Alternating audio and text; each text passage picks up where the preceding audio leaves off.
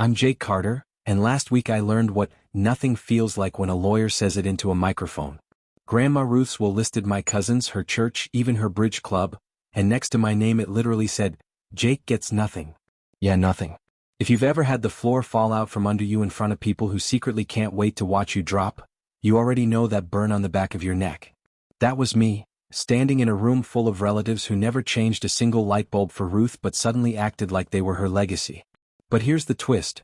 While everyone was busy scooping up furniture and knickknacks, I noticed the picture frame by her bed, the same frame she told me to dust, gently, like a promise.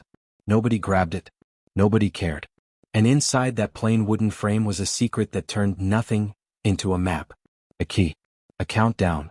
Stay with me because by the end of this story you'll understand why Ruth wrote nothing like it was everything, and how a single word can hide a door you don't even know exists. The conference room smelled like lemon cleaner and old paper. The lawyer, Ms. Delgado, had that polite voice people use when they're about to tell you something ugly. She adjusted her glasses, glanced at me, and read the line I will never forget. Jacob Carter receives nothing. For a second the whole room froze. Then Tyler, my cousin who's allergic to a hard day's work, exhaled this little laugh he tried to hide. Aunt Marlene pressed her lips together in that bless his heart way that's not a blessing at all. And me? I stared at the watermark on the will like I could burn a hole through it with my eyes. Look, I wasn't angling for a payday. I'm the one who took Grandma to her cardiology checkups and refilled her orange pill organizers with shaky hands at 2 a.m. I fixed her porch light, I drove her to Sunday service when the rain came sideways, and I sat on her back steps on summer nights while she told me how Grandpa used to hum an old lullaby when he thought no one was listening. I didn't need money. I needed to know I mattered. Delgado cleared her throat and kept reading, distributing small things like medals after a war no one won. A brooch. A quilt. The cedar chest. When she finished, she looked up and did the professional sad smile. I'm sorry, Jake. Is there any letter? Any note? I asked. She shook her head. Not in the file. Tyler clapped me on the shoulder on his way out. Tough break, man, he said, using the same voice he uses when a ref blows a call against a team he doesn't even like. I watched him load a box of Ruth's vintage cookbooks into his trunk like he knew the names of one recipe. He didn't. Inside the house, rooms I knew by heart had turned into a yard sale with a dress code. Tissues in the bathroom trash still smelled like the lavender soap Ruth loved. The gratitude dinner calendar we made together last Thanksgiving still hung crooked on the fridge, the last square unfilled because she went into the hospital that week. Every corner of the house felt like a conversation cut off mid-sentence. I wandered to her bedroom, quiet, sun pulling thin gold lines across the comforter. And there it was, the frame. Same photo as always, me at 11, front teeth too big, holding up a fishing line while Ruth laughs so hard her shoulders shake. The glass had a hairline crack in the corner. I touched it and for a second I heard her voice, gently, Jake. Promises are fragile. I don't know what made me do it. Maybe it was the way the corner didn't sit flush. Maybe I wanted to hold on to some piece she touched every day. I picked up the frame, felt the weight, not heavy but not light either, and set it on my knee. The metal tab on the back was bent, like someone had opened it more than once. I hesitated. Was this crossing a line? Then I remembered, according to the will, I was already on the other side. I opened the back. A whisper of paper slid across my palm. Inside the frame, tucked between the photo and the backing, was a note on Ruth's stationery, the kind with the tiny blue flowers. My chest tightened. Her handwriting looked like a row of little fences, steady and careful. If you found this, you were meant to. Start with what I left you. The word is the way. Folded into the note was a miniature brass key, no bigger than my thumbnail, and a date, October 14th. 5 days ago. The day before the will reading. I ran my thumb over the key. The teeth were odd, almost delicate, like it didn't belong to a door you'd walk through. Safety deposit box? Old diary? Music box? I turned the key over and caught it, a microscopic engraving, R13. Start with what I left you.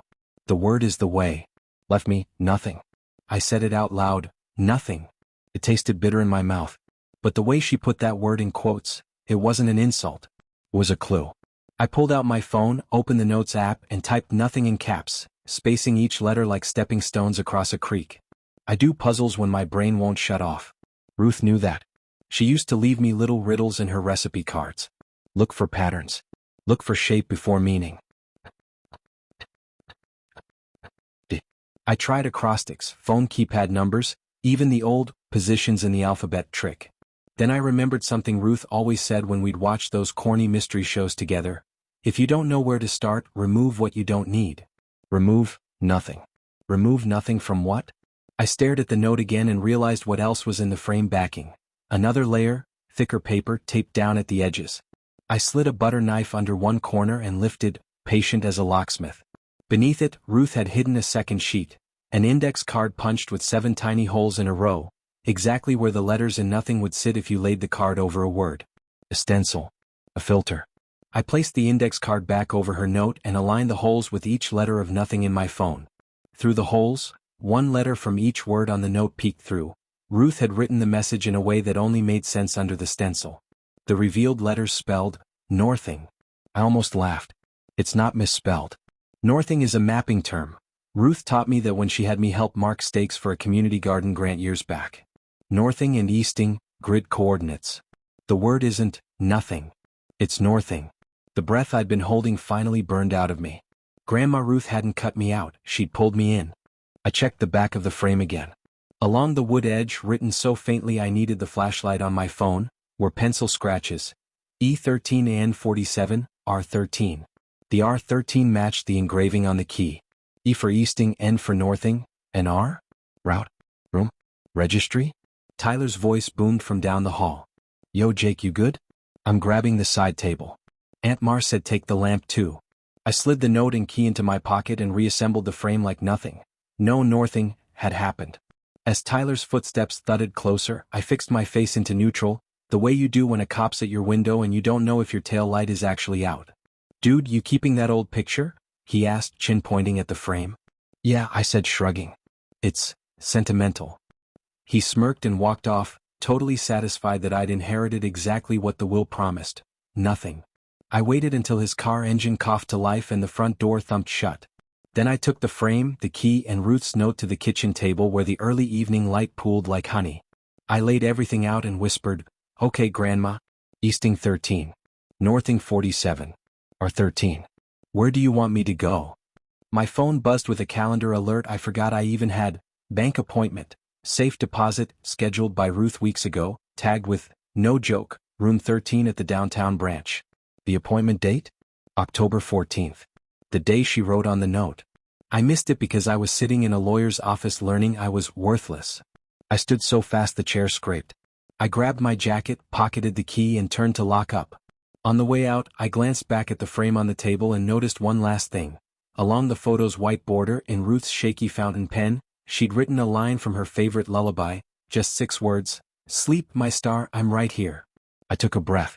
I'm here too, I told the empty house. And I'm not stopping. Banks at closing time feel like airports after midnight, hushed and fluorescent, like everyone's waiting on a flight that might never board. I pushed through the glass doors at Midtown First, palms sweating, the little brass key pinching my pocket like a secret with teeth. Can I help you? The teller's nameplate said M. Patel. Calm eyes. End of day smile.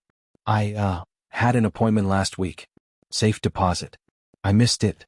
I slid Ruth's note across the counter, folded to show the date October 14th and the tiny engraving R13 on the key. Miss Patel's smile faded into professional focus. One moment. She disappeared into a back office and came back with a manager, a gray suit with careful hair and the soft authority of someone trusted with things people love. His badge read W. Alvarez. Mr. Carter? He said like it was both a question and a confirmation. I nodded. Jake. He glanced at the key, then at an envelope in his hand stamped "To-be opened in person by Jacob Carter." The handwriting. Ruth's little fence handwriting. My throat tightened. In the event you arrived after the scheduled time, Alvarez read, we are instructed to verify your ID, the key, and a passphrase. He looked up. The passphrase. I didn't even have to think. The lullaby line around the photo border floated up like a bubble. Sleep, my star, I'm right here. That's it, I said quietly. Alvarez didn't blink. He just nodded once like he'd seen stranger love than this, and led me past a thick door into the vault. Room temperature dropped 10 degrees. Metal boxes lined the walls like city lights. He stopped at a brushed steel drawer labeled 13. The lock was simple, delicate, made for the key I carried. I slid it in. The turn was velvet smooth, like this moment had been waiting for my hand. Alvarez removed the box, set it on a little table and left without a word. I stared for a second. Then I lifted the lid. On top lay another envelope, this one thin and taped shut with blue painter's tape, Ruth's favorite because it doesn't scar what matters. The outside read, Jacob, start here. Inside a single sheet. Northing is not nothing. D13. N47. Follow the grid. Bring patience. Under the note, an old city plat map, the kind surveyors use, creased to oblivion, highlighted in two neat lines, easting 13 and northing 47, intersecting at a tiny square on the north side, just past a set of disused tracks. Someone Ruth had drawn a small star there. My chest kicked. Beneath the map, a deed in Ruth's married name to a derelict property on Harbor and Oak, Lot B. There was also a handwritten ledger, pages and pages of names and sums, each with a note. Kept the lights on when the baby came early. Covered meds after the layoff. Rent bridge for Miss Coleman, do not mention me. My eyes blurred. All those quiet saves. All that northing, not attention, not applause, just direction. Last, tucked in a corner, a smaller brass key on a paper tag that simply said B. And a Polaroid of the old Harlan Feed and Supply building, the one Grandpa always called the spine of the block, boarded up since forever. In Ruth's ink over the photo's white lip. If you stand where we began, the door will be where you think it isn't. My phone buzzed. Tyler. I declined it. It buzzed again. Declined. The third time a text popped. Heard you at the bank. Don't do anything stupid. Heard me? At the bank? My stomach cooled.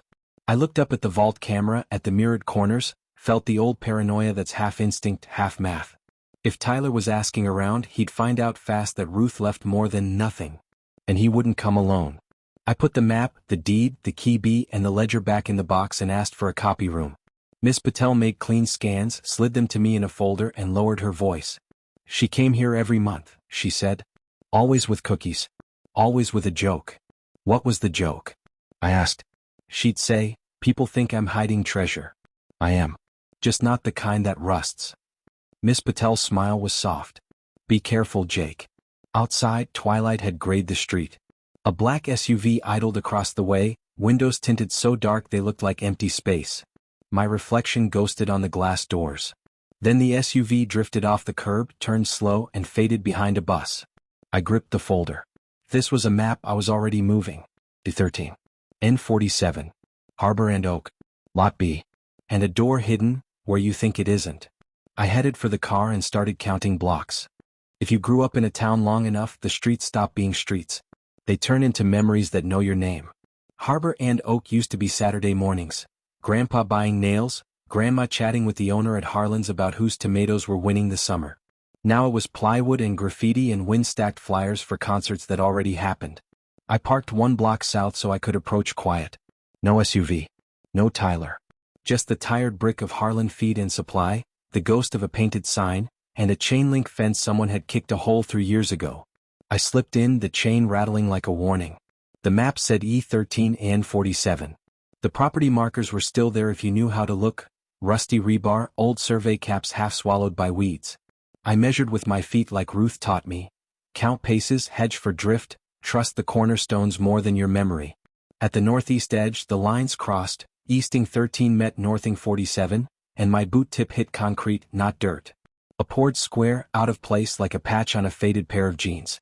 Door where you think it isn't, I whispered. I circled the building. The obvious entrances were dead, front door padlocked, back door welded, loading dock chained. But the B key on the tag wasn't for a padlock. It was too fine. It wanted a cylinder, something hidden. I ran my fingers along brick seams, then under the aluminum awning at the loading dock. That's when I heard it, the hum of a melody. Faint. Wind or memory. It pitched up exactly on the fifth note, the way Grandma always did when she got dramatic with that lullaby. Sixth word in my head, I'm right here. I followed the sound to a metal utility panel almost invisible under a coat of dull paint. The panel had 4 screws. One was a star head, not a flat. Star. Lullaby. I took my keys, jammed the serrated car key into the groove, and eased the screw out. The panel hinged free, revealing a blank concrete wall. No knob. No keypad. Just a tiny circular hole to the right, a keyway. I swallowed. Please work, I told the air. The B key slid in. It turned with a whisper. Somewhere inside the wall, something released. The panel swung farther than logic allowed, and a thin door revealed itself, cut so tight into the brick you'd never see it unless you knew. I pulled. Gave an inch, then caught. I put my shoulder into it, and the hinge screamed like it had opinions about being woken up. The smell that rolled out was dust and old wood and the breath of a room that hadn't met daylight in years. A narrow corridor stretched ahead, one bare bulb, a string pull, and silence. I stepped inside, the door kissing shut behind me. For a heartbeat, panic, that primal you just locked yourself in a box panic, clawed up my ribs. I slid my hand along the wall, found the string, and yanked. Light snapped on. The corridor opened into a small office, orderly, intentional. On the desk, a typewriter, a stack of sealed envelopes marked with dates, and a cassette recorder with a post-it. Press play, Jacob. My hand hovered over the button. If I pressed it, there'd be no going back to nothing. The room felt like Ruth had just stepped out to check the garden and expected me to sit down and mind the store until she got back. I pressed play. Her voice filled the room, warm, steady, alive enough to make me forget anything had ever ended. "Hi, baby," Ruth said. "If you're hearing this, you turned a key meant for you. I know that lawyer told you nothing. I know what that did to your heart. But the word was a door. And you, just like I knew you would, walked through." She laughed softly and my vision wobbled. "There's a clock on this, Jake. People who don't understand purpose will try to turn it into cash before the sun comes up. So listen close." The tape clicked, and the office door I'd just come through rattled against its frame. Footsteps. Voices. A man's, cool, legal. Another, smug, familiar. "Tyler. You hear that?" he said. "Told you he'd come here." I hit stop, killed the light, and held my breath. The corridor went black as I thumbed the light and flattened myself behind the file cabinet. Dust rose like ghosts. Tyler's voice slid under the doorframe, smug as a grin you want to wipe off a face. The other voice, cool, clipped, had the cadence of paperwork and deadlines. "Private property," the legal voice said. "If he's in there, we'll document entry. The estate's in flux. You have constructive interest, Mr. Tyler?" Constructive interest. I could hear the italics. Metal scraped. The hidden panel I'd swung open side as someone on the other side leaned into it. The lock had reset, but the hinge was ancient. Each nudge telegraphed through the wall into my shoulder blade. I tried to make myself smaller than the shadow I was hiding in. On the desk, the cassette recorder sat like a beating heart under a towel I'd thrown over it. A tiny red LED bled through the terry cloth. In the dark it felt like a flare. I thumbed for the post-it under my palm, "Press play, Jacob," and found beneath that note in Ruth's tiny penciled letters, "If you're not alone, pull the string twice." 2 tugs on the light cord would be the oldest trick in the book. But Ruth never wrote anything casual. I reached overhead and gave the string 2 silent flicks. Nothing. Then, somewhere behind me, metal sighed. The file cabinet's weight shifted a hair. A draft kissed my neck. I pressed my fingertips along the back panel and felt a seam where solid should have been. Hidden glide rails. I leaned my weight. The cabinet rolled an inch, then 3, then just enough to reveal a vertical slice of dark. The door outside rattled hard. Tyler's sneaker thudded against it. "He's in there," he barked. "I can smell his cheap cologne." "That scent," the lawyer said evenly, "is machine oil. This place hasn't been open since the grant, which, if these assets exist, we'll file an injunction on at 8 a.m. Injunction. Damn. Every word they said was a countdown. I slid into the slit of space behind the cabinet and felt with my shoe for stairs. There, narrow, wooden, steep. Above me, the cassette under the towel clicked softly as if impatient.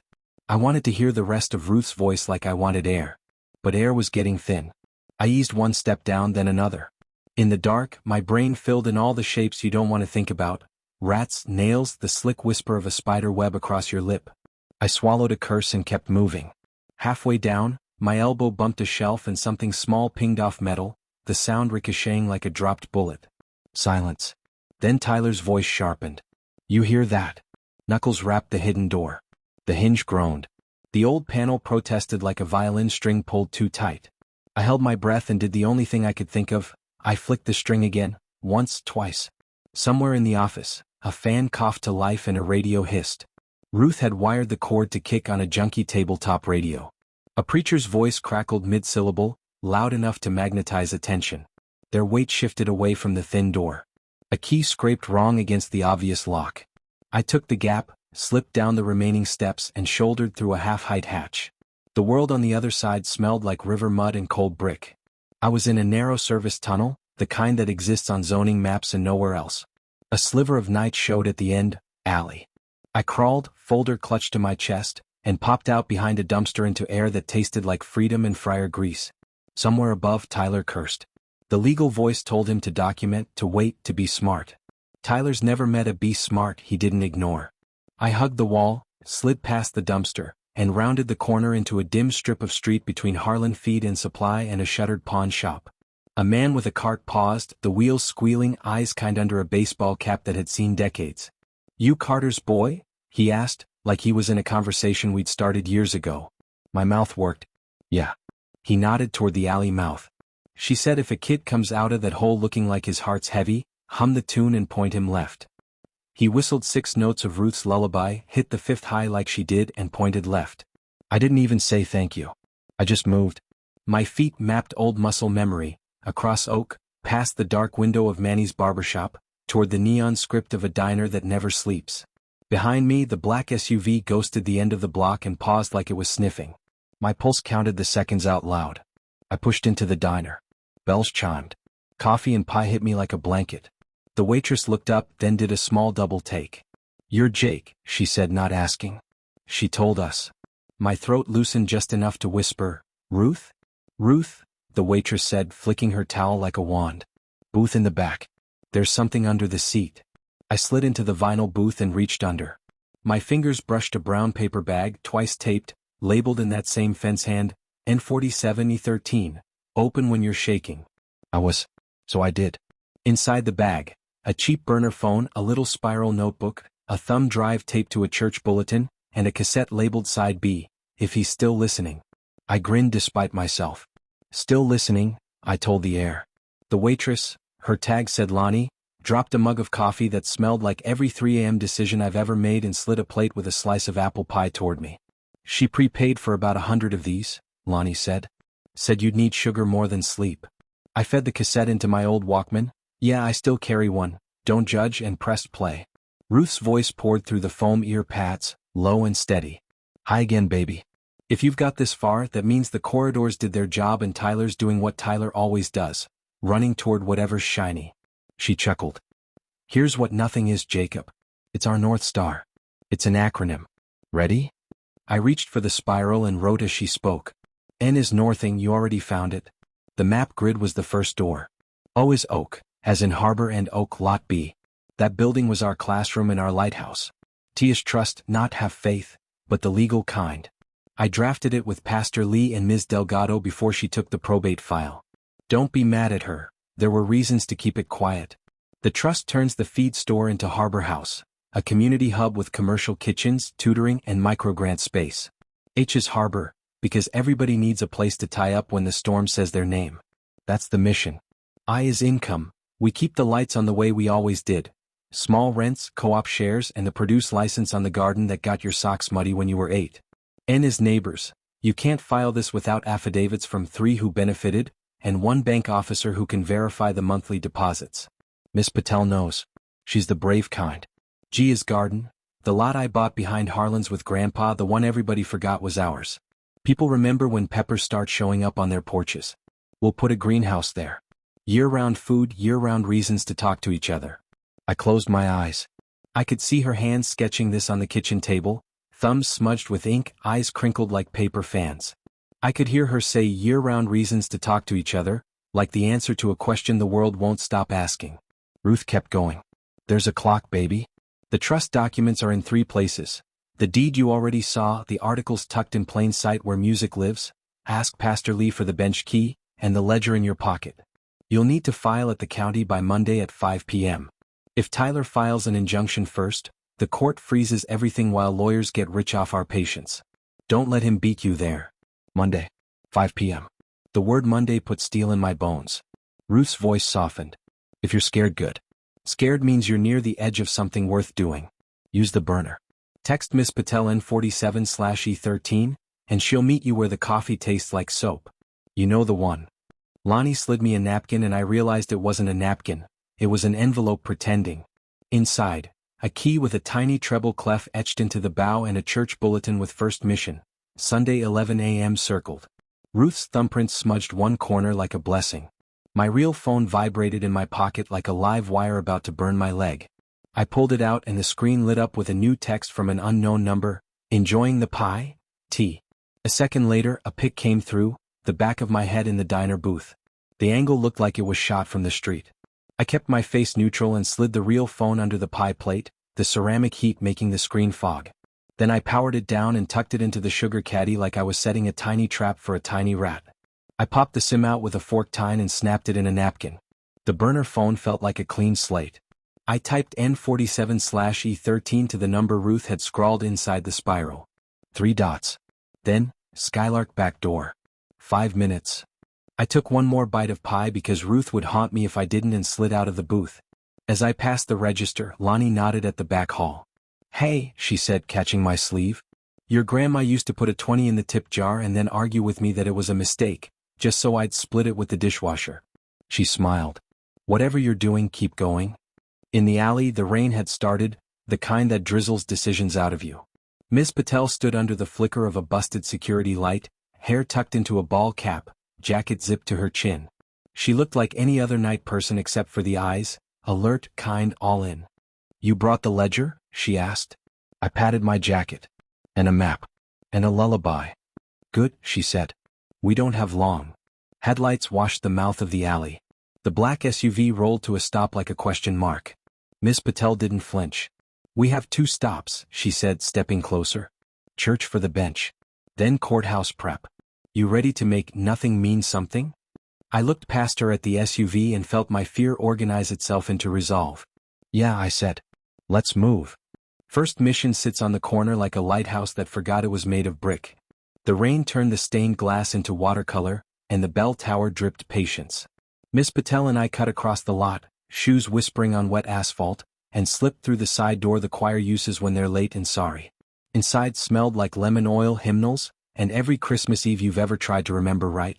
The sanctuary lights were low, only the aisle sconces burning like small stars.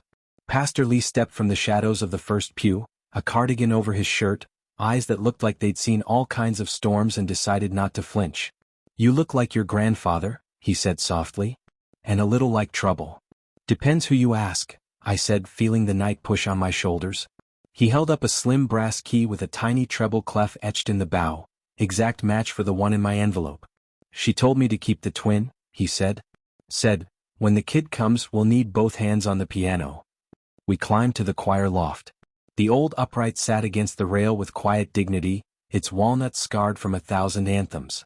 I slid my key into the bench lock. It turned the way secrets do when they finally want to be known. Inside the bench, a manila envelope taped under the lip, Ruth's blue painter's tape holding court. On the front, in her fence hand, Articles of Trust, Harbor House. Under that, a list. Signed articles, witnessed by Pastor Lee and Delgado. Operating plan, income/tenant mix, garden revenue, microgrants. Affidavit template, neighbors and bank officer. County checklist, what the clerk will refuse without. Ruth's letter to Jake, open last. I passed the packet to Miss Patel. She flipped through with the speed of someone who lives in paper and consequence. "She did it right," she whispered. "This isn't cute. It's bulletproof, if we don't miss a box." Pastor Lee handed me a folded church directory marked with sticky tabs. Names I recognized from the ledger stared back. Miss Coleman, rent bridge. Mr. Diaz, barber, electric bill. Coach Harris, wheelchair fund for his mom. Lonnie, tuition deposit. Mr. Alvarez, wait. Bank manager? My eyes flicked to Miss Patel. She nodded once. Yep, her boss, already in the ledger as a verifier. Footsteps echoed in the narthex. Voices bled in, one nasal, officious, one cocky, grinning even when you couldn't see him. "Sanctuary's public," the officious voice said. "We're not trespassing if the door's open." "Tyler." Pastor Lee's eyebrow lifted a millimeter. "That one doesn't know how to whisper," he murmured. "Follow me." He led us not down but through, a side door into the organ closet, a short hall lined with robe hooks, then a narrow stair that dumped us into the fellowship kitchen. Coffee urns, sheet pans, a freezer that groaned like a retired baritone. On the steel prep table sat a casserole dish with foil labeled for funerals and black Sharpie. The mundanity made me want to weep. Miss Patel tucked the envelope under her jacket. "County opens Monday 8 a.m., she whispered. "We can pre-fill tonight, gather affidavits tomorrow, shops closed but hearts aren't. We hit the back ramp just as the sanctuary door creaked upstairs. Tyler's laugh salted the air. "Nice place," he said. "Smells like potluck and old secrets." Rain met us like pins. We ducked under the awning, headed for the alley by the preschool wing, when the black SUV rolled into the lot and parked broadside, like a chess move that blocks 3 squares at once. A back window slid down 2 inches. No face. Just that night vision feeling of being watched through glass. Pastor Lee didn't pause. "My car," he said, pointing at a faded blue wagon under the far maple. "The wiper only works if you sing to it." She liked that joke. We moved. Halfway there, the sanctuary lights flared full and the organ blasted the first bar of A Mighty Fortress. Not quiet, not apologetic. Tyler yelped loud enough to echo. The officious voice swore and called it interference. The organ cut. The lot went dim again. Somewhere above, a soft laugh, Ruth's laugh, seemed to hang in the rafters she used to dust during summer work days. We dove into the wagon, and Pastor Lee coaxed it to life with the patience of a priest and the wrists of a street racer. The wiper stuttered, then swept like it remembered the words. We rolled out the far exit and took the side streets Grandma used to take when traffic bored her. In the back seat, I tore the small envelope labeled Ruth's letter to Jake and unfolded a page worn soft at the creases. "Baby, I know people will try to turn this into a fight about money. That's because money's the easiest language fear speaks. We are not speaking fear. We're speaking future. You'll be tired. Good. Tired is proof that you used the day. When you think you're alone, count to 7 and listen. Every 7th name in that ledger will answer if you ask with respect. Monday, clerk's office before 5. Wear the blue shirt you hate. It photographs well. Tell Tyler I left him something too, the chance to grow up." I closed my eyes and let her words armor the inside of my ribs. When I looked up, Pastor Lee was watching me in the rear view, the line of his mouth half grief, half grin. "Tomorrow's Sunday," he said. "People will be where they always are, barbershop, diner, church. We'll gather what's owed to the truth." "And if Tyler beats us to someone?" I asked. "Then we beat him to the courthouse," Miss Patel said. "But first we beat him to breakfast." The wagon turned onto Oak. The feed store's silhouette slid by like a sleeping giant. In my pocket, the burner phone buzzed once. "See you at service, T." He was going to make a show of it. I typed back, "Bring your inside voice."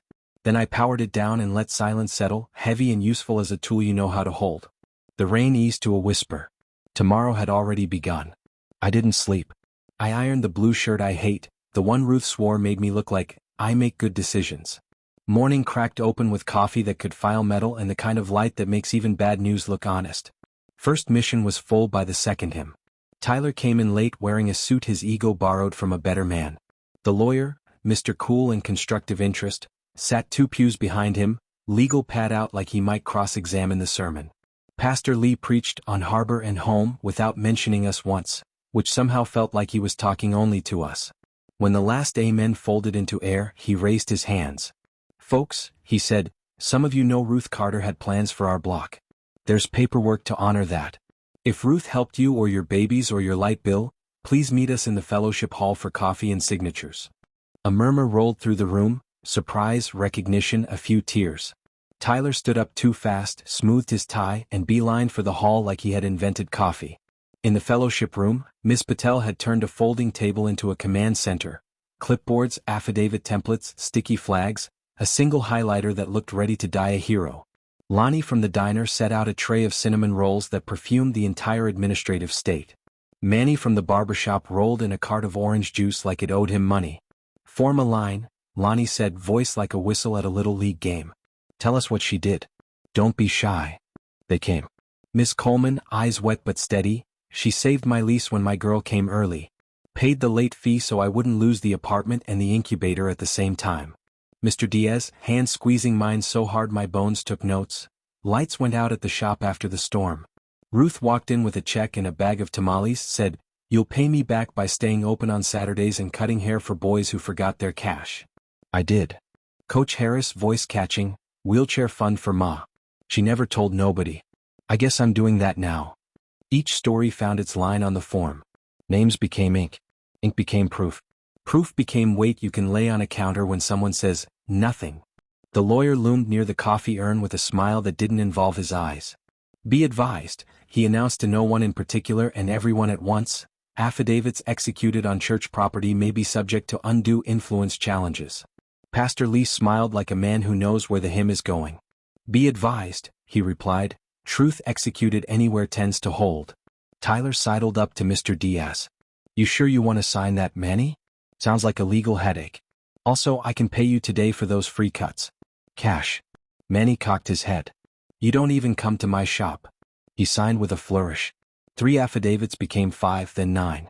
Miss Patel kept count with quiet, ruthless joy. We've got our 3, she said in my ear. But let's carry extra. Backup is the love language of bureaucracy. At the corner table, Mr. Alvarez from the bank appeared like a plot twist we'd earned. He set down a notarized letter. Verification of monthly deposits, account ending 3147. He nodded at Miss Patel. She taught me to say yes when yes is right. I swallowed a lump and pushed a separate set of papers toward him. Request for certified ledger copies. He signed, stamped, and slid them back like he'd been waiting to do that all week. Then the temperature of the room dropped a degree. A woman I didn't recognize, expensive coat, legal pad, stepped forward with an envelope. She spoke soft, which made it worse. Notice of intent to seek temporary restraining order, she said, eyes on me, then on Miss Patel. Filed at 8:02 a.m. Monday unless the court is persuaded otherwise. She met my stare. You have until 5. Tyler smiled like a kid who just learned the key to the candy drawer. Clock's ticking, cousin. I felt the old panic scratch. You are going to run out of time and shame. Then I heard Ruth's voice, not from a tape, not from a note, just from the part of my brain she rented out. Scared means you're near the edge of something worth doing. I looked at the pile we'd made, the signatures, the letters, the plan that didn't rust. I looked at the people, their faces, their hands, the way they stood closer now, like standing closer itself was a vote. Okay, I said, breathing it into a decision. We're filing. Today we make copies. Tomorrow at 8 we're at the clerk's window with more backup than a parade. Miss Patel nodded, eyes sparking. County wants originals plus certified copies, she said, already stacking. We'll hit the 24-hour print shop, then the bank, then my kitchen table. Pastor, you bless the stapler? Every staple is a prayer, he said, deadpan, and laid a palm on the swing line like it was a newborn. Tyler leaned in low enough that only I could hear. You really think a feed store and a tomato garden beat a clean cash-out? I don't think it, I said. I know it. He laughed. We'll see who the judge believes. We would. And when we did, the judge wouldn't just see paper. They'd see people. They'd smell cinnamon and lemon oil and hear a lullaby hit that 5th note a little high, because drama is allowed when the truth is singing. We broke the meeting down like a fire brigade, hands passing folders, pens, cookies. Lonnie stuffed 2 cinnamon rolls into my backpack like she was arming me for war. Manny slapped my shoulder. Miss Coleman hugged me with the kind of hug that tells your spine to stand up straighter. Outside, the sky had the color of second chances. The SUV idled across the street, patient as a tick. I didn't look at it long. I had a courthouse to beat, a clock to outrun, and a promise to keep. Harbor House, I whispered, tasting the words. Let's build the place where storms get tired. Sunday bled into Sunday night like a photocopier that forgot how to stop. The 24-hour print shop on Maple, Copy Castle, sign flickering like a nervous eye, smelled like hot toner and cardboard dreams. Miss Patel turned aisle 4 into mission control. Folders stacked by color, tabs barking orders, checklist taped to the counter like scripture. Pastor Lee rolled in with a thermos the size of a fire extinguisher. Lonnie brought a bakery box that could make a judge cry. We fed the machine with Ruth's plan until the paper tray begged for mercy. Articles of trust, operating plan, affidavit packets, county cover sheets, deed and legal description, ledger excerpts. Every time the copier beeped, my heart did too. Proof becoming pages. Pages becoming a wall no storm could knock down. Schedule A, do you see it? Miss Patel asked, flipping. County wants the asset list as a separate schedule. My stomach tripped. Schedule A wasn't in the bench envelope. I rifled the deed packet, the ledger, the church directory with sticky tabs, even the paper bag marked open when you're shaking. Nothing. The thumb drive taped to the church bulletin winked at me like it had been patient long enough. I slid it into the shop PC. A single folder, Northing. It asked for a passphrase. I typed nothing. Wrong. I typed Northing. The folder bloomed open like a flower that knows its month. Inside, Schedule A, Assets and Intent, a PDF pre-labeled with the parcel number for Harbor and Oak, Lot B, plus a second parcel tag, Garden Lot, ADJ Parcel 3147. 3147. Same 4 digits as the bank account Miss Patel flagged. Ruth loved when numbers rhymed. I scrolled. Ruth had listed equipment donations pledged by Manny's barbershop, kitchen gear promised by the church, a tiny line item that made my throat pinch, cassette recorder, sentimental, instructional. She even wrote a note to the county: when people bring cake, don't ask why. Ask if you can help slice. Miss Patel snorted and hit print. Jake, Pastor Lee said from the tape-strewn table, you ever notice how your grandma put jokes at the exact place paperwork gets mean? Defense mechanism, I said. She called it lemon on the cut. The shop door chimed. I looked up. A security guard stepped in, hat low, clipboard high. He blinked at the midnight circus of forms. We got a call about a fire code thing, he said, voice unsure. The elevator dinged. The courtroom doors waited, heavy and expectant. If you've never heard your heartbeat try to outdrum a courthouse clock, it sounds like this. 3 steps from the elevator, 10 paces to the bench, 1 second hand trying to bully your courage. Judge Henley walked in with the kind of calm that makes microphones behave. Bro. Reading glasses. A face that said she'd already seen today's tricks last year. On calendar, the clerk read, Tyler Carter versus Jacob Carter et al., application for temporary restraining order regarding assets allegedly diverted from probate to a charitable entity known as Harbor House. Respondents present. Delgado stood. Respondents present, Your Honor. Her voice could butter knives. Tyler's lawyer, Mr. Constructive Interest, rose with a stack of binders heavy enough to break a promise. Petitioner present. Henley looked over her glasses at both tables like she was measuring which one would waste her time first. Counsel, clocks move in one direction. Keep up. Petitioner went first. He painted it grim.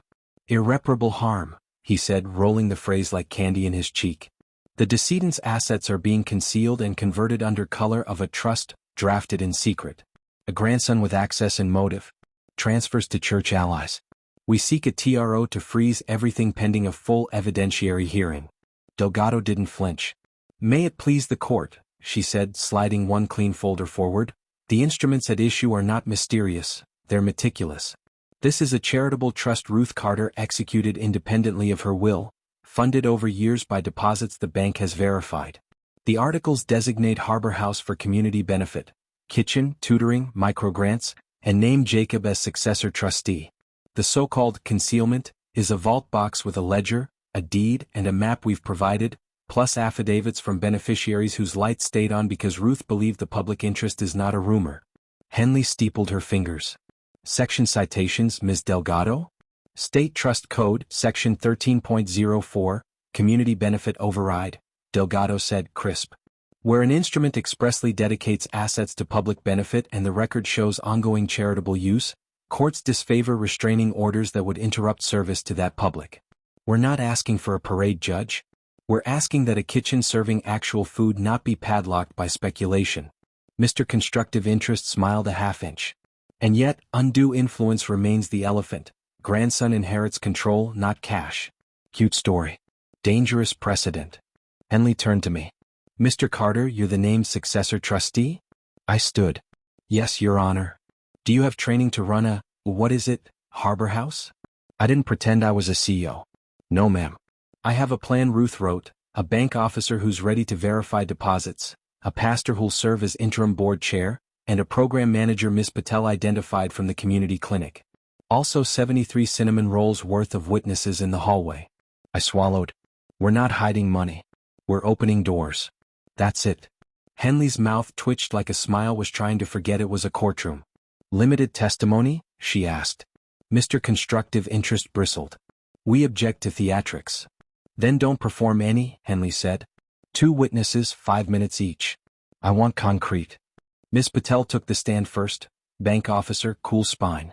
Midtown First has received monthly deposits into an account ending 3147 for years, designated HH operations. The signer was Ruth Carter. No late-night transfers post-mortem. No funny business. Just receipts, including to the diner, the barbershop, and a utility company you've probably cursed personally. Then Miss Coleman, voice steady, baby's photo in her wallet. Rent bridge when my girl came early. I signed an affidavit. If you freeze this, people like me get frozen with it. Tyler's lawyer objected to sentiment. Henley overruled without looking up. Facts can make you feel things, she said. Doesn't turn them into fiction. Petitioner took his swing. Your Honor, even if the trust exists, respondents are moving fast. Night copies, hush-hush vaults. That looks like dissipation. Delgado slid the ledger forward, the deed, the articles, the bank letter, the affidavits with seals that looked like they ate dissent for breakfast. It looks like filing before the courthouse opens because we were told an injunction would hit at 8:02 a.m. And it did. A low murmur rippled behind us. I turned. The hallway had emptied. People stood in the back, hands in pockets, hats held. Sunday best made Monday brave. Manny, Lonnie, Coach Harris, Pastor Lee, Ms. Alvarez from the bank, even the copy shop guy with toner on his fingers. Not a parade. A presence. Henley glanced at the clock, then at the file, then at us.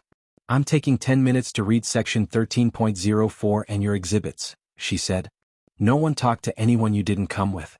The gavel made a sound like a period the size of a house. In the whisper that followed, Tyler leaned close enough for me to smell whatever lotion greed wears. No matter what she says, he murmured, that building's a pile of wood and debt. I turn wood into cash. You turn it into casseroles. Guess who wins? I looked at our box. Our names. Our proof. The door through which Miss Coleman had walked to tell the truth. The people who eat, I said. They win. The clock hit 10 minutes. The door opened. Every breath in the room lined up to see if it would be needed. Judge Henley didn't clear her throat. She didn't raise her voice.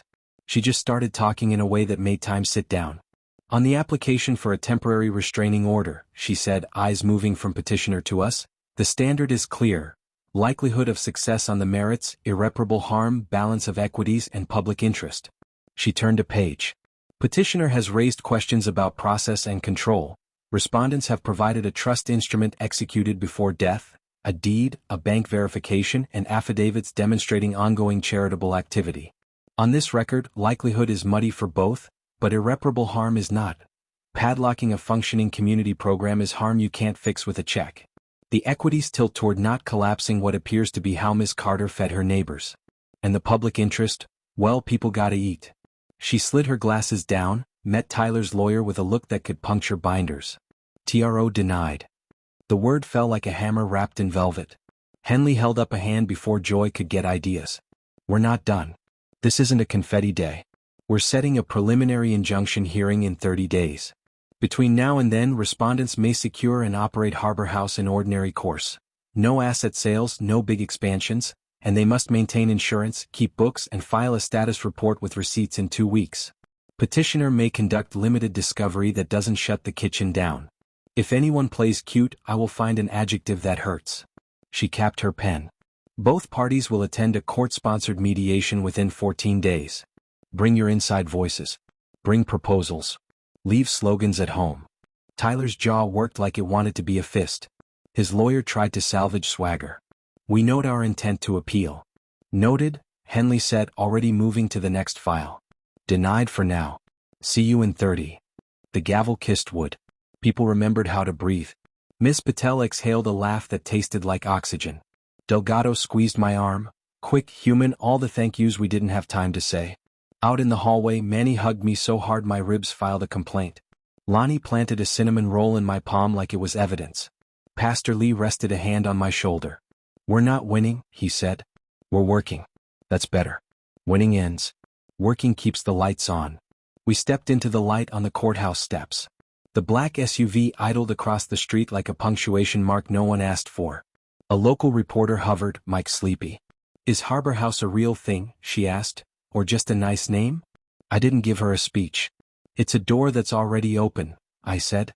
You hungry? Her eyebrows did a math I liked. She took a photo of the cinnamon roll instead of my face. Delgado peeled off to file copies. Miss Patel glanced at me. Judge said, secure and operate. First part means locks and lights. Second means turn the oven on. We drove straight to Harlan Feed and Supply, Harbor and Oak, Lot B, our ghost of a building with a heartbeat under the dust. The chain link still gaped where I'd slipped through. The utility panel still hid the thin door. Inside, the little office waited like it remembered our names.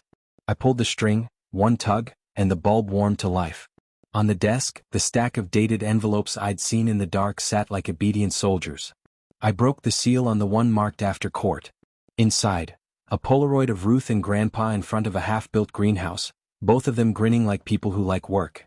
On the white border in her fence hand. If the judge said work, turn the map. The plat map from the bank, E13, N47, had a crease I hadn't noticed. I unfolded it all the way. On the back another grid. This time the highlighter traced E47 and N13, the coordinates reversed, intersecting not at Harbor and Oak but 3 blocks over where the old tram substation hunkered like a sleeping transformer. Another sticky note fell out. Water is wealth. Heat is harvest.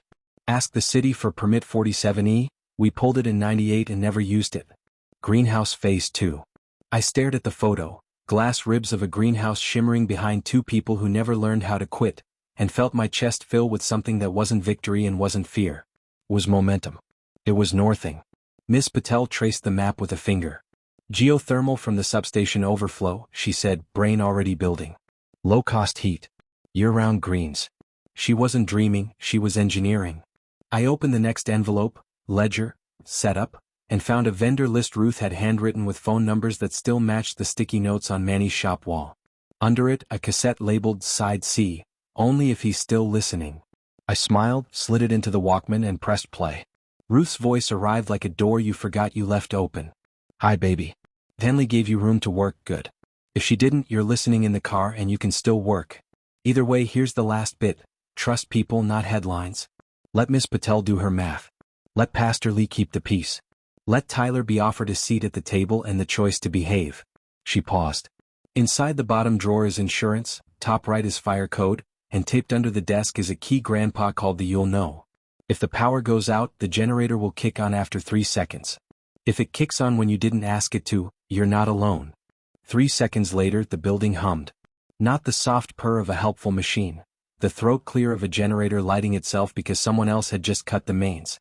The overhead bulb flickered, coughed, then steadied on grit and determination. Out in the corridor, a door we hadn't opened creaked like a decision. I reached under the desk. The tape felt exactly where she said it would. The key was cold and heavy, not brass this time, iron, teeth cut like they expected a fight. On its bow, filed by hand, H&H. I looked at Miss Patel. She nodded once. Let's see who cut our lights. We stepped to the corridor, the hum of the generator riding the walls, the thin door breathing behind us like a lung. I slid the iron key into the lock we'd never noticed and turned. The door swung to black. Grandma, I said into the dark because I knew she was listening. We're still here. The iron key bit the lock like it had been waiting years to chew. The door swung and the generator's hum got louder, deeper, like a throat clearing before it tells the truth.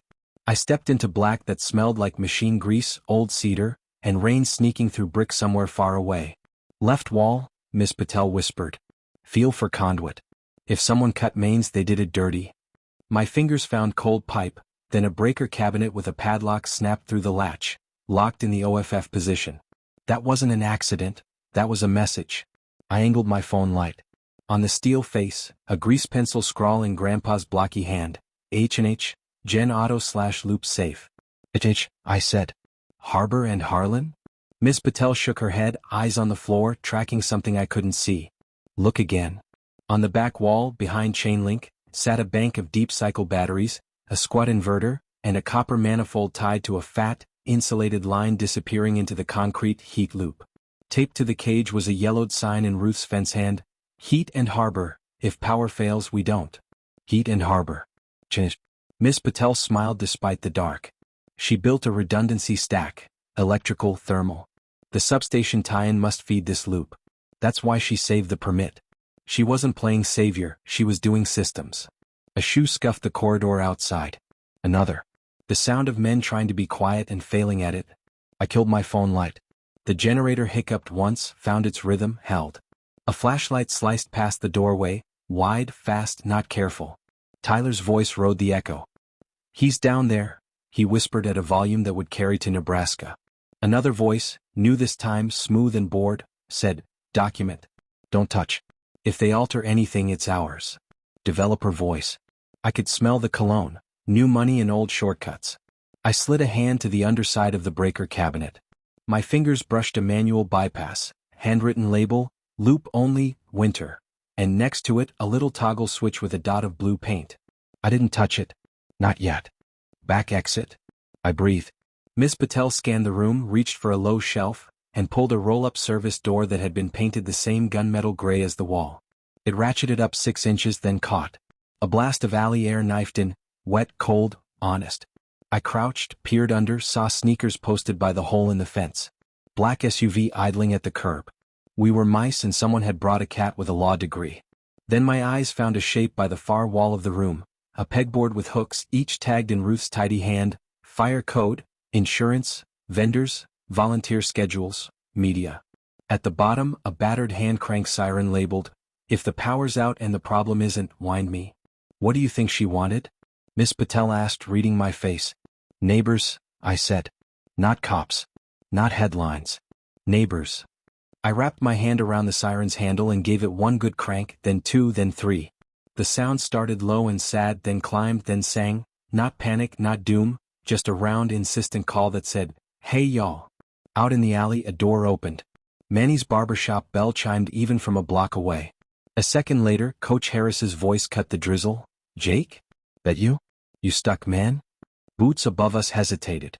The board developer voice tightened. "Shut that off." I cranked again. The siren turned the block into a memory of town fairs and volunteer fire drills. Lonnie hustled out the diner back door with a flashlight between her teeth and a rolling pin in her fist like a baton. 2 teenage kids from the church youth group jogged up with hoodies over bedhead. Miss Coleman held an umbrella like a shield. Pastor Lee's wagon swung onto Oak and stopped broadside, hazards blinking like applause. Tyler's flashlight jittered.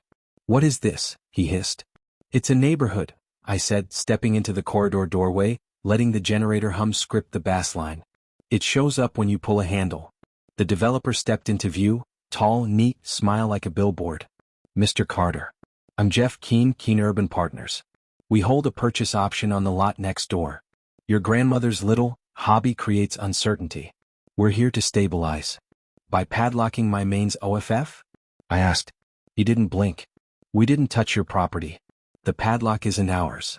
Tyler's eyes flicked away, then back, too fast, too guilty. "The padlock had his paint on it, that awful camouflage color he used to spray his bike when we were 11. Keen smiled like a dentist. "Temporary restraining orders, a speed bump.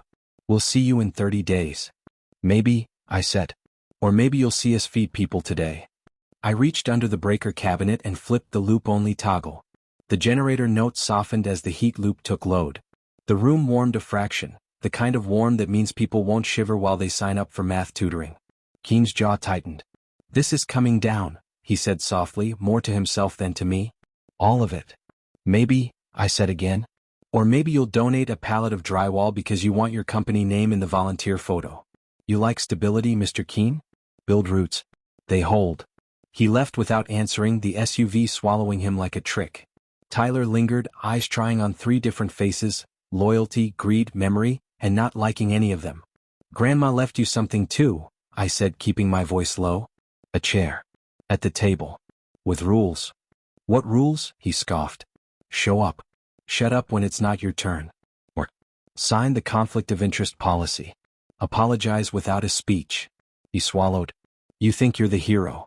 "No," I said. "I'm the host. Heroes come and go. Hosts keep the lights on." Behind me, Miss Patel clicked a photo of the padlock in the OFF position with the time stamp and Tyler's paint scratched into the shackle. "Paper isn't sexy. Paper wins." "I'll text you the volunteer schedule," I said, stepping back into the H&H room. "Seats open till sunset. After that, it's gone." Tyler didn't answer. His shoes squeaked on the way out, squeaks that sounded a lot like undecided. I killed the siren. The alley quieted to rain, breath, and the gentle percussion of a block that remembered how to show up. "Now," Miss Patel said, lifting the cage latch. "Let's plug the neighborhood into heat and harbor." The generator purred. The loop warmed. The map on the desk waited, E47 meeting N13 like a promise you owe tomorrow. Sunrise slid down the feed store's brick like honey. We propped the thin door open, ran extension cords from outlets, the generator hummed alive, and turned the old loading dock into a pop-up kitchen.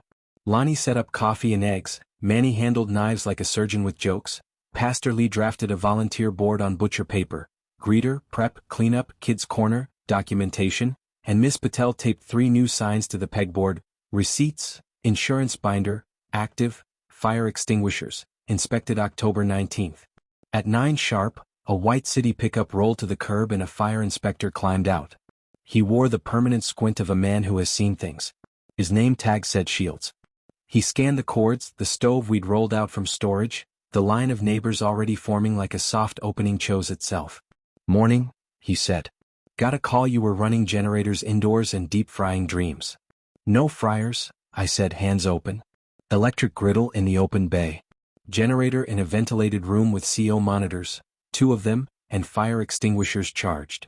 I pointed at the fire code binder tabbed like a cookbook. "We also have a permit application in Q47E for the greenhouse heat loop tie-in." He flipped the binder, checked the tags, sniffed the air like a bloodhound for nonsense. The CO alarm on the wall blinked green, patient as a metronome. He grunted. "Don't make me come back for something dumb," he said, then softer. "My sister knew Ruth. Said Ruth kept a bag of diapers in her trunk because life happens in parking lots. You keep the lane clear for apparatus, we won't have a problem." He left with a cinnamon roll he didn't admit to taking. Paper wins. So do cinnamon rolls. At 10, the local reporter from the courthouse showed up with a camera guy who looked like he'd jogged the last 2 blocks. "You weren't kidding about hungry," she said, getting wide shots of hands cracking eggs, kids coloring at a folding table, Miss Coleman pouring juice like ceremony. "This is open?" "Soft open," I said. "Harbor House. Breakfast. After-school tutoring sign-ups at noon. Barbershop vouchers on the clipboard. Microgrant info by the door." "Funding?" she asked, eyebrow arched. "Trust," I said, and let the word do 2 jobs at once. At 11, Mr. Alvarez from the bank popped in with a stack of starter cash boxes, a receipt printer, and the kind of smile that gets you through everything before lunch. "Merchant account is live," he said to Miss Patel. "Card reader by 4 p.m. I told compliance if they wanted to say no they had to tell Ruth to her face. They decided yes. At noon, a boy with a buzz cut and a chipped front tooth lined up for a voucher. "I got a class picture Wednesday," he said to Manny, trying hard to be casual. "Mom says we can't, not this week." "Your Wednesday," Manny said, scribbling his name like it mattered because it did. "We'll make you look like a campaign poster." By 1, the volunteer board was full of names and phone numbers. By 2, the tutoring table had a line. By 3, Miss Patel's receipts folder had a belly. By 4, my phone buzzed. "Tyler, I'll take the chair." "Conditions?" I stared at the screen. The block kept moving. Lonnie handed me a spatula like it was a gavel. I typed. "Me show up 5 days this week. No access to cash or accounts. Conflict policy signed. Public apology to Miss Coleman for the padlock stunt. No excuses. 30 days clean." Then we talked title. 3 dots. Gone. 3 dots. Gone again. Then, "Tyler, tomorrow. 7 a.m. Don't make me do a speech." "Me we won't. We'll hand you a mop." At 5, the sky did that early evening blue Ruth used to point to and call second morning. The reporter wrapped her segment with Pastor Lee in frame holding the volunteer board like a diploma. She turned to me for the last line. "Anything you want to add, Jake?" "Yeah," I said. "My grandma left me nothing. Turns out, nothing, feeds 100 breakfasts, gets 10 haircuts on the books 30 tutoring slots and signs up 1 cousin for a mop. We're open." Behind the camera, the black SUV idled at the curb again, window down 2 inches, a silhouette barely visible. Keen didn't step out. He didn't have to. He wanted me to know he was still there. Miss Patel nudged me and nodded to the desk inside, where today's envelope waited, Ruth's script on the front, "After first served." I opened it with hands that had chopped onions and held strangers' wrists steady for signatures all day. Inside, a square of blueprint paper and a Polaroid of the old tram substation, the E47/N13 crosspoint, shot in winter, steam ghosting from a vent like breath. On the blueprint, Ruth had traced a short insulated run from the substation's waste heat outlet to a greenhouse pad sketched behind the feed store. Notes in the margins. City permit 47E and used transferable. Ask Deputy Soto. South wall glazing 10 mm poly, Coach Harris knows a guy. Drip irrigation from barrel, kid-friendly valves, let them turn the water on. When they ask what it costs, tell them, less than a month of billboards. At the bottom, 1 line of Ruth that hit like a dare and a hug. Water is wealth. Heat is harvest. Music is math. Make it sing. Miss Patel tapped the map. Tomorrow morning we walk into city permits with food for the counter staff and a file they can't say no to. Keen will try to nuke it, I said. Keen can file comments, she shrugged. We'll file plans. I stepped to the loading dock and listened to Harbor House breathe, generator purring, forks clinking, kids laughing at a coloring contest where everything somehow ended up purple, a barbershop appointment card fluttering on the corkboard like a flag. Then my burner buzzed. Unknown number. A picture landed, a close-up of the greenhouse blueprint in my hand, shot from across the street through the open bay. Caption, cute. See you at City Hall. JK. I looked up. The SUV's window slid shut. The engine eased away, slow, patient, like a tide that promises to come back meaner. I tucked the blueprint into a plastic sleeve and snapped the binder rings closed. Paper wins. It also remembers. Tomorrow 8 a.m., Miss Patel said, shouldering her bag. City permits. We get 47E stamped, or we bring the cinnamon rolls that make them Google what a greenhouse is. I laughed, tired and clean. Deal. The lights warmed. The oven clicked off. The dock held footprints and flour. The wall clock jumped to 6:02 and my chest did the same tiny leap it's been doing since this began. We're still on time. I set the empty siren on the shelf next to fire code and insurance, and patted it like a pet that did good work. Harbor House isn't a miracle. It's a shift schedule and a pegboard and a loop that remembers heat. It's also a dare Ruth left me inside a picture frame I dusted like a promise. Tomorrow's map was already waiting on the desk, E47 kissing N13 like it always meant to. City Hall at 7:58 a.m. is a zoo pretending to be a library. Doors whoosh, coffee breath argues with copier toner, and the line forms behind a sign that says permits. Start here if you want to be told to go somewhere else. We came with cinnamon rolls, a file that could stop a truck, and Ruth's handwriting on a blueprint that felt like a compass. Deputy Soto? I asked the security desk. He looked at the pastry box, then at my face, then at Miss Patel's color-coded tabs. You're the Harbor House people, he said. She used to bring empanadas when we ran late. Don't think that buys you rule-breaking. He cracked a smile. But it buys you eye contact. Window 3. Window 3 was a woman with a bun so tight it had a law degree. Her badge said Greer. Her eyebrows said no. Miss Patel slid permit 47E and used /transferable across the counter, along with Ruth's 98 receipt, blueprint page, and a letter titled Continuity of Intent and Public Benefit that Delgado had drafted at 2 a.m. Greer read without blinking. Permit is ancient, she said. Parcel numbers changed in 2011. You'll need a cross-reference. Soto appeared like a stage cue, set a dusty binder on the ledge, and flipped to a page that smelled like forgotten summers. Parcel 3147B became PN 602 Lot B after the spur line decommission. Ruth annotated the margin. She knew we'd forget ourselves. Greer didn't smile, but her shoulders dropped half an inch, the bureaucratic version of a hug. Transfer requires, she recited, proof of ownership or authorization, stamped mechanical drawings, community notice, and fee. Fees posted. Community notice can be fulfilled by affidavits and a public meeting posted 72 hours in advance. Public meeting, Pastor Lee said. Tonight. Fellowship Hall. Cinnamon rolls. Agenda minutes, the whole choir. Greer's eyes flicked to the pastry box. No eating at the counter, she said, then took one like gravity did it. Mechanical drawings? I set the blueprint down, then the vendor quotes Ruth had pre-negotiated, then Mr. Alvarez's letter of funds availability, then Coach Harris's glazing supplier estimate, then Manny's in-kind tool list, then Lonnie's food service safety schedule with volunteer names in neat block letters. Paper made a sound like momentum. Greer stamped intake received. The thud landed in my sternum. Conditional approval pending inspection and utility liaison, she said. City will assign an engineer. A throat cleared behind us. The black-on-black suit from the courthouse, Keen, stepped up with a folder labeled comment, NV. Impact and a smile like a dull blade. We'd like our concerns entered into the record, he said, voice polite the way storms are polite before they pick their street. Heat loop safety, traffic, noise, blight perpetuation. Also, potential historical facade conflicts. Greer took his packet, skimmed, and slid it under ours like a napkin under a real plate. Comments received, she said. No stay. Inspection tomorrow 9 a.m. Keen's smile thinned. We'll be there. Public meeting at 7, Pastor Lee said brightly. We'll save you a cinnamon roll. Outside on the steps, the reporter from yesterday jogged up, mic already hot. You got it? She asked. Intake conditional, Miss Patel said. Inspection utility liaison, then stamp. I pulled today's envelope from my folder, Ruth's fence hand on the front, after intake. Inside, A cassette labeled Side D. Music is math, and a one-pager of numbers that looked like a song written by an engineer. On the bottom, heat loop hums at 60 Hz. Greenhouse fans at variable, sync them or they'll argue.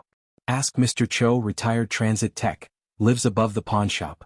Pay him in lemon bars and respect. Music is math, I muttered. Of course it is. Back at Harbor House, Tyler showed at 7:01 a.m. with a mop, a cap low over eyes that had slept badly. He didn't look at me first. He walked straight to Miss Coleman. "I'm sorry," he said. Voice not slick. Not performative. For the lock stunt. For the noise. For being the wrong kind of loud. Miss Coleman considered him for a second longer than comfort, then nodded once. "Then be useful," she said, and handed him a bucket. He mopped like someone trying to reset his story. At 10:30 Mr. Cho shuffled in, thin as a bass string, gray hair slicked back, hands that knew hum by touch. I pressed play on Side D. Ruth's voice turned the room into a classroom. "Hi baby. Fans fight if you let them. Give them a conductor," she said. "Cho knows." He kept the old substation singing through 30 winters. Mr. Cho tapped the schematic with a carpenter's pencil. "Phase match," he said. "You driving fans with cheap controllers?" "Donations," I admitted. He grunted. "We'll tame him with a VFD and a prayer." By noon he'd tuned the fans to the loop's hum until the greenhouse frame, still skeletal, sang quiet. Kids from the youth group painted a plywood sign in purple letters you could see from Mars. "Harbor House Greenhouse, coming soon." At 2, a post popped online from Keen Urban Partners. A photo of our generator room with the caption, "Unsafe pop-ups threaten public safety. City must act." The comments came like mosquitoes. 15 minutes later, Inspector Shields, the squinting fire guy, reappeared uninvited, did a walkthrough, took a slow sip of coffee and told the camera, "CO monitors are green. Egress is clear. Extinguishers are charged. If I had a problem you'd hear about it. I don't. Carry on." He left with 2 cinnamon rolls and a wink. That's when I noticed the second today envelope taped under the pegboard. "After a fireman smiles." Inside was a Polaroid of Ruth and me on her porch, her hand mid-gesture, mouth open like she was telling the punchline she always saved for last. On the white border she'd written, "Don't mistake speed for progress or noise for music. If they get loud you get precise." Precision. We put the post on a bulletin board titled "Questions and Receipts," and answered actual safety questions with actual receipts. The crowd that came to gawk stayed to sign up for Kids Corner and Wednesday Soup. Noise turned into names. Names into a list. Lists into a plan. At 6:55 p.m., the public meeting started. Greer's conditional approval sat on the table like a stern ant. Pastor Lee called it to order with a gavel that was really a spatula. Manny took minutes with barbershop flourish. We walked through airflow, foot traffic, hours, winter plan, and the thing no one puts on agendas, the why. Keen sat in the back, legal pad open, pen trapped in fingers that wanted to point. When public comment opened he stood. "Admirable intent," he said, smooth as a brochure. "But ad hoc ops invite liability. One injury, one fire, one winter storm. Who pays? And why anchor blight when redevelopment could bring tax base, services and, frankly, dignity?" For audio Miss Coleman raised her hand. "Dignity is not something you truck in," she said. "It's something you build together." Tyler surprised me. He stepped to the mic, mouth dry, hands not. "I was wrong," he said. "I wanted cash and quiet. But my grandma didn't teach quiet." He swallowed. "If y'all see me screw up, say so. I'll listen." The room did a low hum humans make when they decide to keep someone. Greer checked boxes. Soto took notes. We adjourned with handshakes and dishwashing. On the dock, the sky went purple, Harbor House's unofficial brand color, and I opened the last envelope of the day, after public meeting. Inside, a key fob with a tag tram substation, utility liaison and a note. "Cho will introduce you. He trusts slowly. Bring lemon bars." I laughed on an exhale I didn't know I'd been holding. "Okay Grandma. Tomorrow we make heat sing." Inspection morning felt like a test where the answers are kindness and code compliance. We taped flow arrows on the floor, posted max occupancy signs in fonts even judges could read, and printed a one-page "How Harbor House Works" sheet for anyone with a curse and a clipboard. Tyler was at the dock at 6:58 with a mop and a thermos of coffee he oversweetened on purpose for Miss Coleman. Progress. Inspector Greer arrived at 8:59 with Soto and a woman in a utility jacket with Holt City Utilities stitched above a look that said I unplug professions for a living. Mr. Cho hovered, lemon bars in a tin, posture like an apology and a dare. We started at the generator room. Lockout incident yesterday, Greer said. Resolved. Miss Patel showed photos. Padlock in off, timestamp, Tyler's paint, affidavit from Pastor Lee, CO monitor logs. Resolved and documented. We also installed a hasp guard. Holt crouched by the manifold, ran a hand over the insulated line, listened to the loop like a doctor to a stubborn patient. Who did this heat exchange? She asked. Ruth and Grandpa, I said. He called it heat and harbor. She called it staying warm without asking permission. Holt's mouth did what Greer's shoulders did yesterday, dropped half an inch. Your substation bleeds clean, she said. We've been dumping that heat into the sky for 20 years. City hates waste on paper, loves it in practice. Permit 47E will make someone upstairs nostalgic. Mr. Cho passed her a lemon bar like an oath. Fans are synced to 60 Hz, he said. VFD's stable. Phase match is pretty. Holt chuckled. Pretty is a word we don't use enough. File your one-line diagram with utilities and tape a copy here. If I don't see it, I'll pretend I didn't hear you tell me you have it. We did the kitchen next, handwash sink, temp logs, allergen list. Lonnie presented a laminated binder titled Safe Food, hot hearts like a Netflix special. Greer checked boxes, lifted lids, sniffed like a poet. On the dock, Holt stood under the skeleton of the greenhouse frame and shaded her eyes. You pour this pad yet? Tomorrow, Coach Harris said, arriving with a flatbed of 10mm poly and a grin.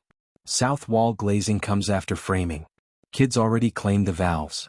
A little girl in a purple hoodie waved a PVC piece like a baton.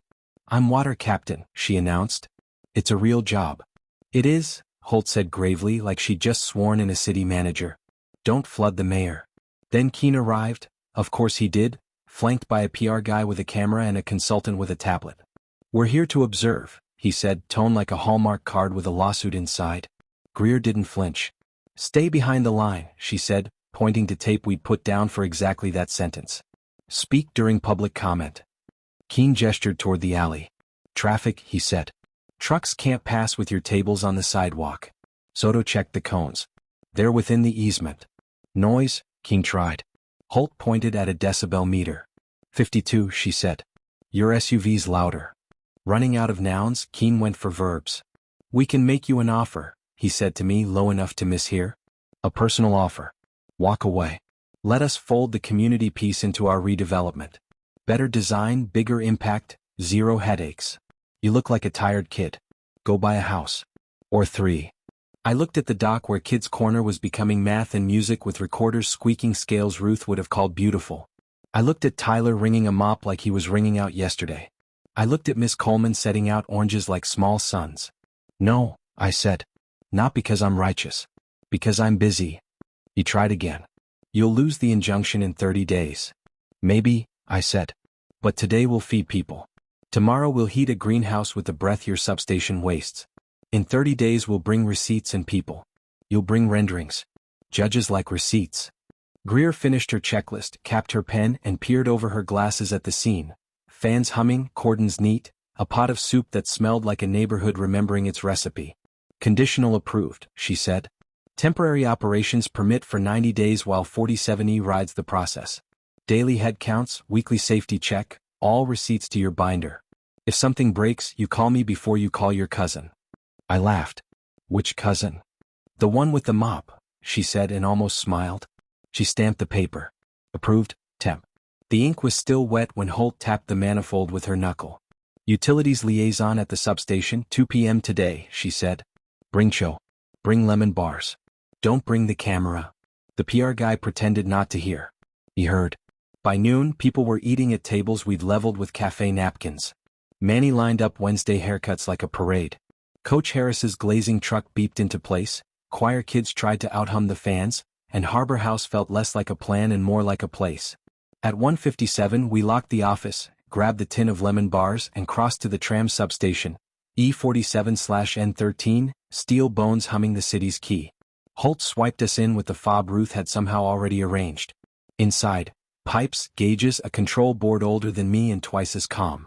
We'll install a plate exchanger here, Holt said, chalking the wall like a teacher. Meter on your side for fairness. Bleed heat at 60 degrees Celsius, return at 45 degrees Celsius. You'll sign an MOU that says, "Don't be dumb." That's the legal term. Cho ran a palm over the panel like a blessing. She saw this in '98, he whispered. We just had to catch up. I set the lemon bars on a crate. Holt took one, chewed and nodded. That's compliance, she said. Now make it sing. We stepped back into the light. Across the street, the dock door was up, the purple sign was loud, and Tyler was handing Miss Coleman a stack of clean trays like he'd found a gear he didn't know he had. On the desk, evening's envelope waited, Ruth's fence hand steady as ever, after 47E inspection. I opened it.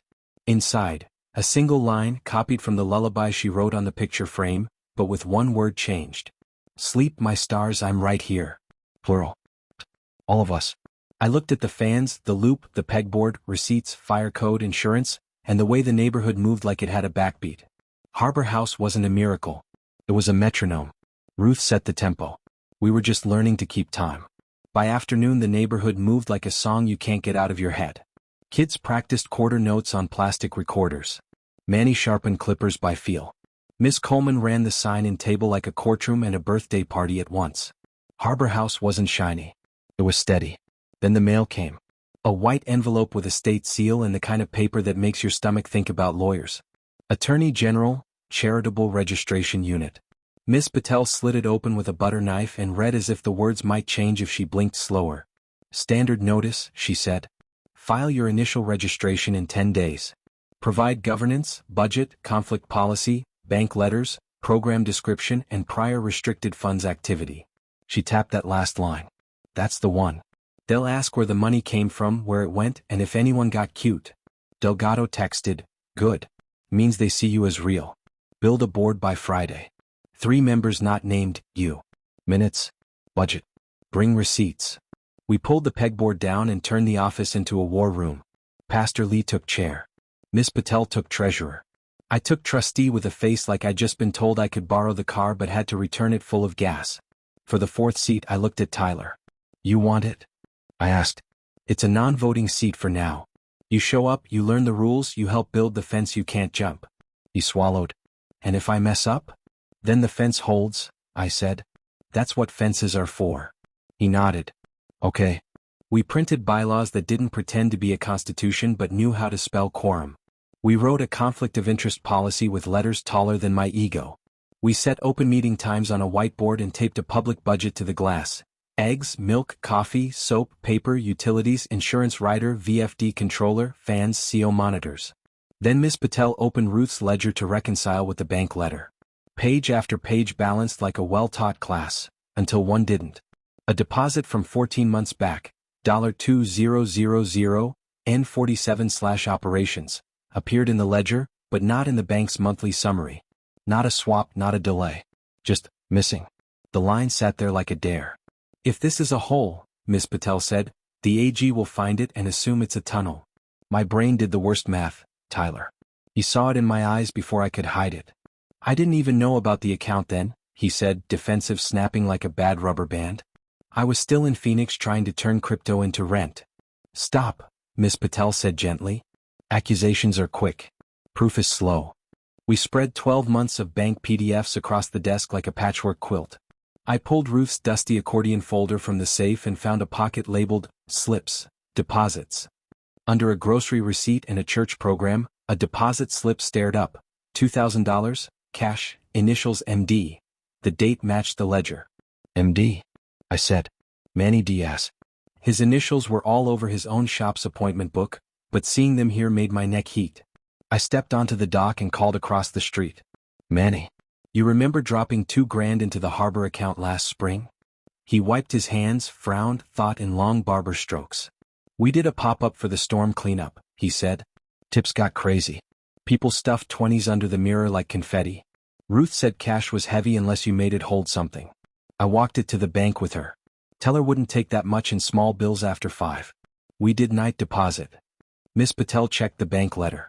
Night deposit shows next business day, she murmured, flipping. Unless the bag number was misscanned. Ruth's bag stub was stapled to the slip, ink faded but legible. Miss Patel marched to the Skylark Alley, texted Miss Patel at the bank. Yes, there were 2 Patels in this story, we were blessed, and within 10 minutes W. Alvarez called back. Found it, he said, voice with a smile. Bag scanned to the wrong internal code. Funds posted to a suspense account and never swept. I'm embarrassed. I'm fixing it now and issuing a letter. Also, coffee that tastes like soap is on me. We stared at each other and laughed like you laugh when a headache admits it's actually a hat. In 10 minutes the funds posted. Ms. Patel printed the bank correction letter and taped it to questions and receipts. Precision beats rumor. The ledger closed like a satisfied door. Pastor Lee clicked the pen he uses to bless budgets and wrote our first board minutes on paper with a church logo in the corner. Harbor House Board met, quorum present. Adopted bylaws. Approved budget. Received bank reconciliation update and correction letter. Appointed interim roles. Voted to keep coffee strong. Tyler cleared his throat. And approved a line for mops, he said, not smiling. Approved, I said. Unanimous. By dusk, the AG's checklist read like a grocery list we'd already bagged. Lonnie stuck a good luck nerds note to our minutes. Kids stomped out rhythms on the dock. The purple sign caught the last of the light like a promise. The burner phone buzzed. A new text from Keen, nice board. See you at mediation with a real offer. Ruth's next envelope waited under the desk blotter. She always knew where to put the day's last word. After your first board minutes. Inside, a cassette labeled Side E, neighbors are numbers 2 and a single line in blue ink. Numbers are how we count each other. Never use them to weigh a soul. I pressed play. Her voice filled the little office and turned it into a room I knew even with my eyes closed. Hi baby. If you found the missing money, you didn't find a thief. You found a system yawning. Yawn back. Then pour coffee. Tomorrow we'll test the power again. Don't panic. The loop remembers. And like a director who knows timing, the sky grumbled. Thunder stitched itself along the ridge line. The air changed gears. Storm, Miss Patel said. Test, I said. We battened what could be battened and let the rest be faith and receipts. Rain came sideways like it owed us interest. The city grid hiccuped once, twice, then went dark from Oak to Harbor like someone had pulled the plug with bad intentions. Kids squealed. Grown-ups swore. The generator cleared its throat and found the key. The heat loop took the handoff like an old quarterback. Emergency lights blinked green. Fans hummed the 60 Hz Ruth had taught them to love. The CO monitors stared at us like little reptile eyes, steady and unbothered. The dock glowed warm in a city that had just gone cold. People came. They came because the streetlights didn't. They came because the diner's ovens took a break. They came because Harbor House looked like a word for open even in the rain. We rolled out soup and rice and the kind of sandwiches that forgive a day. Then a mom shoved through the crowd with a little boy pressed against her, his breath doing that tight, wheezy stutter that makes time hold its own lungs. His inhaler died, she said. The pharmacy's out. The fridge is down, his meds. Back room, Lonnie said, already clearing a table with one hand and dialing urgent care with the other. Pastor Lee found a nebulizer from the church clinic kit and plugged it into a strip tied to the loop. The machine purred. The kid's shoulders lifted, then fell, then lifted easier. Miss Patel looked at me over the boy's head and held up 3 fingers. 3, she mouthed. 3 seconds after main power died, the loop had our back. Ruth's math was a lullaby with a license. Outside, sirens stitched the dark. Inside, our little hand crank siren stayed quiet. We didn't need to call the block. The block was already here.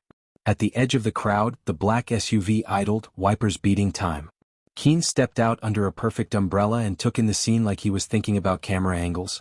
The PR guy with him filmed people eating soup by battery lantern. The consultant tapped on a tablet. The storm didn't muss their hair. Keen caught my eye and made a phone shape with his hand. I didn't move.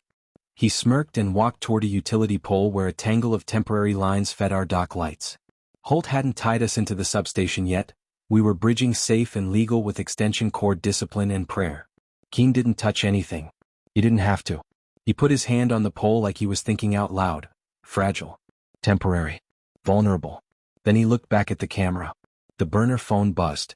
A number I didn't know. City, Emergency Management. I picked up. Harbor House, a voice said. We're staging warming centers. Can you hold 50 for 3 hours? We'll send cots, and cots are lies. We'll actually send blankets. I looked at the dock, the people, the loop purring like a cat with a job. Yes, I said. Send blankets. Send anyone who knows how to wrap them without making folks feel like luggage. 10 minutes later, Shields from Fire appeared in a yellow slicker with a truck's worth of blankets and a grin like he'd been right about us in a bet he didn't place. Your CO monitor's still green? he asked, already checking them. Green, Miss Patel said. Then you're a warming center, he said. Official. I'll text the city and they'll pretend they thought of it. We opened the side bay to make a lane. We taped flow arrows. We rotated volunteers like a relay team. Mr. Cho patrolled the fans with an ear a musician would envy. Holt texted, substation holding. Your loop's singing. Don't be dumb. We weren't. 2 hours into the storm, the power company sent a robocall that sounded like an apology with a clipboard. 3 hours in, a transformer blew somewhere up the line with a bang that shook the feed store's ribs. The building flexed like a boxer who had done core work. The generator hiccuped. The loop steadied it like a hand on a shoulder. In the middle of it, Tyler worked. No speeches. No flex. He wiped tables, checked trash, swapped out extension cords before they got bossy. At one point he caught me looking at him and shrugged without words. This is the chair, right? Or? I nodded. It was. Keen filmed the whole time, gathering B-roll for a story he hadn't decided how to tell. At 8:07 he walked over with his umbrella like a flag. Nice show, he said. Tomorrow mediation. Urban Partners can fund your kitchen and your greenhouse, under our umbrella. He smiled at his own pun. We rebrand, we partner, we fold you in. Your grandma gets a plaque. You get a salary. The city gets ribbon cuttings. Everyone sleeps. I looked at the kids' corner, now blanket corner, where a teenage volunteer taught a smaller kid to count breaths with a paper pinwheel. I looked at the soup line, actually laughing now that hunger and cold had turned into stories in seconds. I looked at the pegboard, where receipts had swallowed another handful of paper whole and looked hungry still. We'll see you at mediation, I said. Bring a binding community benefits agreement, not an umbrella. Bring a clause that says no displacement of the 3 family businesses within 2 blocks. Bring a line that funds our co-op shares for 5 years. Bring governance seats for neighbors, real ones, not advisory sticker seats. Then we can talk. He blinked. You just negotiated in a hurricane. We just ran a warming center in one, I said. Talking was the easy part. He opened his mouth to say something about liability or risk or optics. Then the little boy with the nebulizer coughed, smiled, and whispered, thanks, to no one in particular and everyone at once. Keen closed his mouth like the wind changed. The storm began to unwind like a spool that decided it had made its point. The city grid coughed to life in slices. Streetlights blinked. Houses sighed. The diner ovens beeped awake and smelled like morning. We powered the generator down, left the loop humming, and let silence inspect our work. It passed. Ruth's envelope for the day had ridden out the night under the blotter with the patience of a saint. After your first storm. Inside, a Polaroid of her holding an umbrella over Grandpa while he fought with the porch breaker in a summer downpour. On the white border. Storms test joins, not edges. Make the joins strong. Under the photo, a post-it in Ms. Delgado's handwriting, mediation, 10 a.m. bring board minutes, draft CBA, public letters, and one witness who doesn't care if they're on camera. Miss Coleman overheard and raised a hand. That's me, she said. I don't even like cameras. Tyler set a mop in the bucket and looked up. What do I bring? Apology, I said. And the conflict policy. And your work boots. He nodded. I got all 3. Outside, puddles caught the purple of our sign and made it look like there were 2 of them. Maybe there were. The one we could hang. And the one people carried home. The burner buzzed one more time. Keen, mediation confirmed. Bring your lullaby. I smiled. We would. The mediation room looked like every truce you never quite trust. Round table, neutral art, a bowl of mints that tasted like chalk and optimism. Retired Judge Kaufman, the mediator, wore the kind of sweater that says no one's leaving until you've said the thing you're pretending not to say. On our side, Delgado, Miss Patel, Pastor Lee, Miss Coleman, and me. Tyler sat behind us, non-voting, hands clean, eyes open. Across the table, Keen, his counsel, and a PR man whose smile had lighting cues. Kaufman set the tone with a voice like a metronome. Ground rules, short sentences, no speeches, write it down if you can't say it without selling it. Petitioner goes first. Keen didn't waste breath. Urban Partners will fund kitchen upgrades and the greenhouse, $250 cash, $50 in services, plus sidewalk improvements. In exchange, joint branding, programming input, non-exclusive option to acquire Lot B in the event Harbor House fails, and a courtesy review on grant communications. He smiled. We like to stabilize. Delgado didn't blink. Counter, community benefits agreement with teeth, no displacement of the 3 legacy businesses within 2 blocks. 5-year operating grant held in escrow at the Community Foundation. 2 neighbor seats with veto on any decision affecting mission. No option to acquire Lot B. If Harbor House fails, assets revert to a public charity, not a developer. And public support from urban partners for Permit 47E and the substation MOU. Branding, Harbor House stays Harbor House. Keene's counsel leaned in. Veto powers invite gridlock. Ms. Patel slid a 1-page draft across the table like a recipe card. It's not a veto on everything. It's a mission lock. Decisions that shift our core require community assent. Day-to-day is ours. That's how you stabilize people. Kaufman nodded, jotting. Petitioner? Keene adjusted the offer like a man moving furniture he doesn't own. Drop the veto, replace with consultation. Keep our option, limit it to default. And we want naming rights. Miss Coleman stood, palms flat on the table, voice level enough to sharpen knives. When my baby came early, a lady named Ruth paid my late fee in singles and a grin. She didn't call it Ruth House. She called it Neighbors. You want to help? Help. You want to own? That's a different meeting. Silence did that heavy, useful thing. Tyler spoke, quieter than I've ever heard him. Put me on the record, he said. I locked a breaker because I was scared of losing fast money. I was wrong. Don't write a deal that rewards me being wrong again. Kaufman leaned back, eyes kind. Here's my framework, he said, pen tapping the pad in 4/4 time. 1. 5-year grant, $300K escalators for utilities into escrow. 2. No option on Lot B. 3. Advisory input for urban partners on events and capital projects, but no control. 4. Non-displacement clause for named businesses. 5. Joint commitment to 47E and substation MOU. 6. Transparency, quarterly public reports. He lifted his brows. Naming rights become a plaque on a bench. Fonts stay humble. Keene exhaled through his nose, half annoyance, half math. We add a default protocol. If Harbor House ceases to operate for 180 days, assets transfer to a substitute public charity identified now, not later. Delgado nodded. We can name the Community Foundation as backstop. No developer custody, no municipal black hole. Kaufman slid a term sheet to the middle. Initial here if this is real enough to take back to your boards.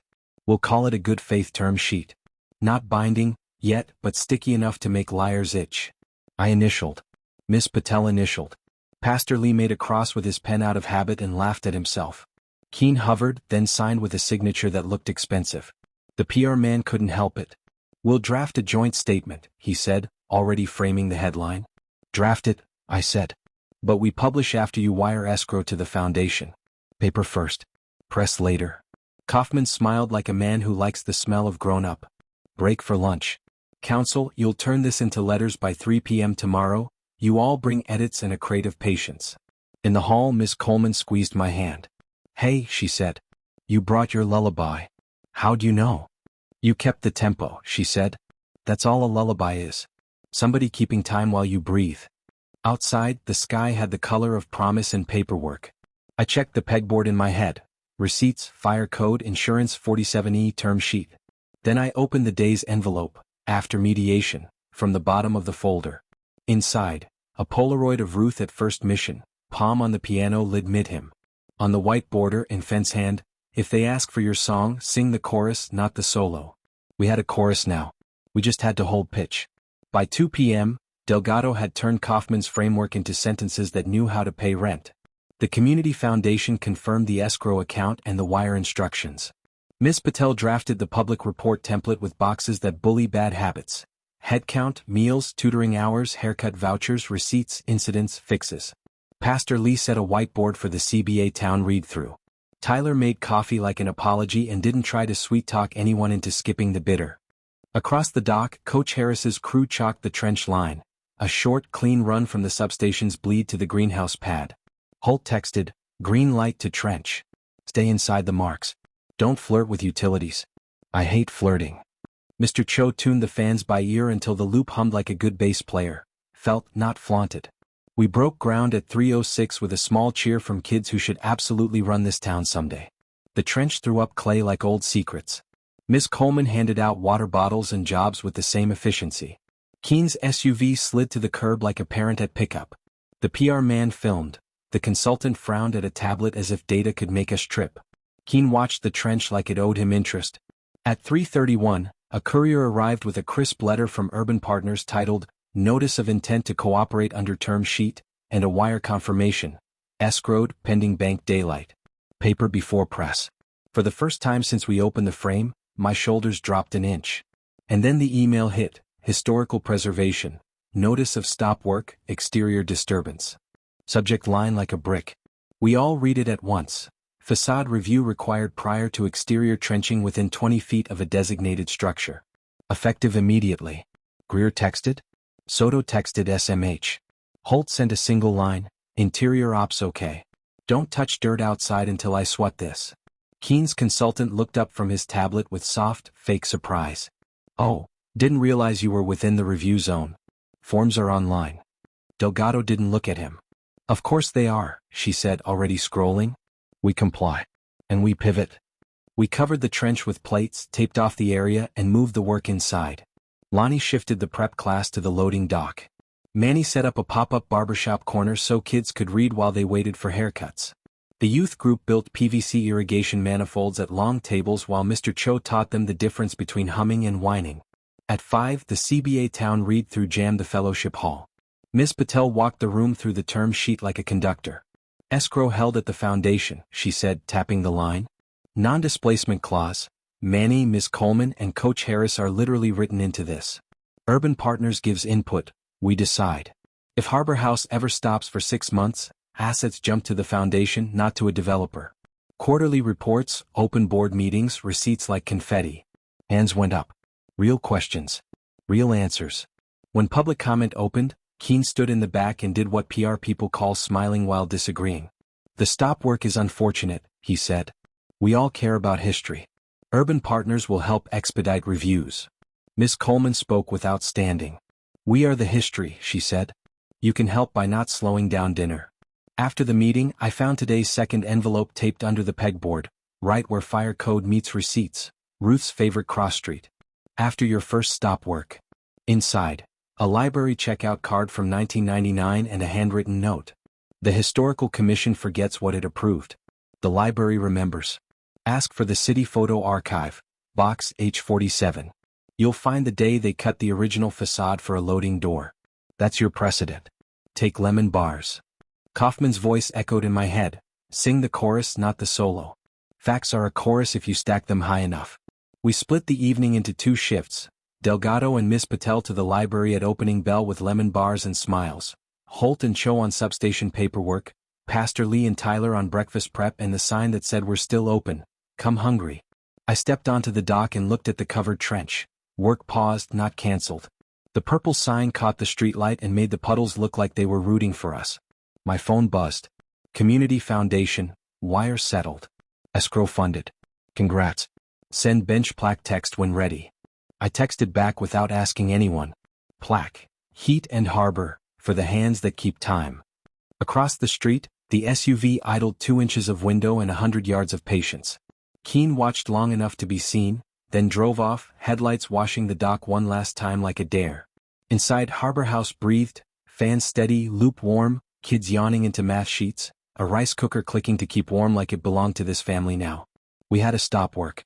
We also had receipts, escrow, a term sheet, and a grandma who had hidden the next map in a library box from 1999. Tomorrow we'd make history remember itself. Morning tasted like copier toner and lemon bars. Delgado and Ms. Patel peeled off for City Hall. I took the envelope's hint and headed for the library with Pastor Lee and a Tupperware that could win friends in hostile countries. The local history room had rules that felt like church. Pencils only, bags in lockers, voices under a hymn. A librarian with silver hair and a name tag that said Yates looked at our lemon bars and at our faces, then at the request slip I'd already filled out. City Photo Archive, Box H47, she said. Been a minute. We signed the log like it mattered, because it did, and Ms. Yates disappeared into the stacks. When she came back, she carried a gray archival box the way paramedics carry a heart. She set it on the table and snapped her gloves. Inside, 8x10s in plastic sleeves, contact sheets marked with China pencil, and a manila folder that smelled like basements and truth. We laid the first photo flat. Date stamp, 1974. Harlan Feed and Supply stood bright and young. On the harbor side, a brick opening yawned where a window used to be, a loading door cut into the facade. Pastor Lee whistled softly. Precedent, he said. I flipped the sleeve.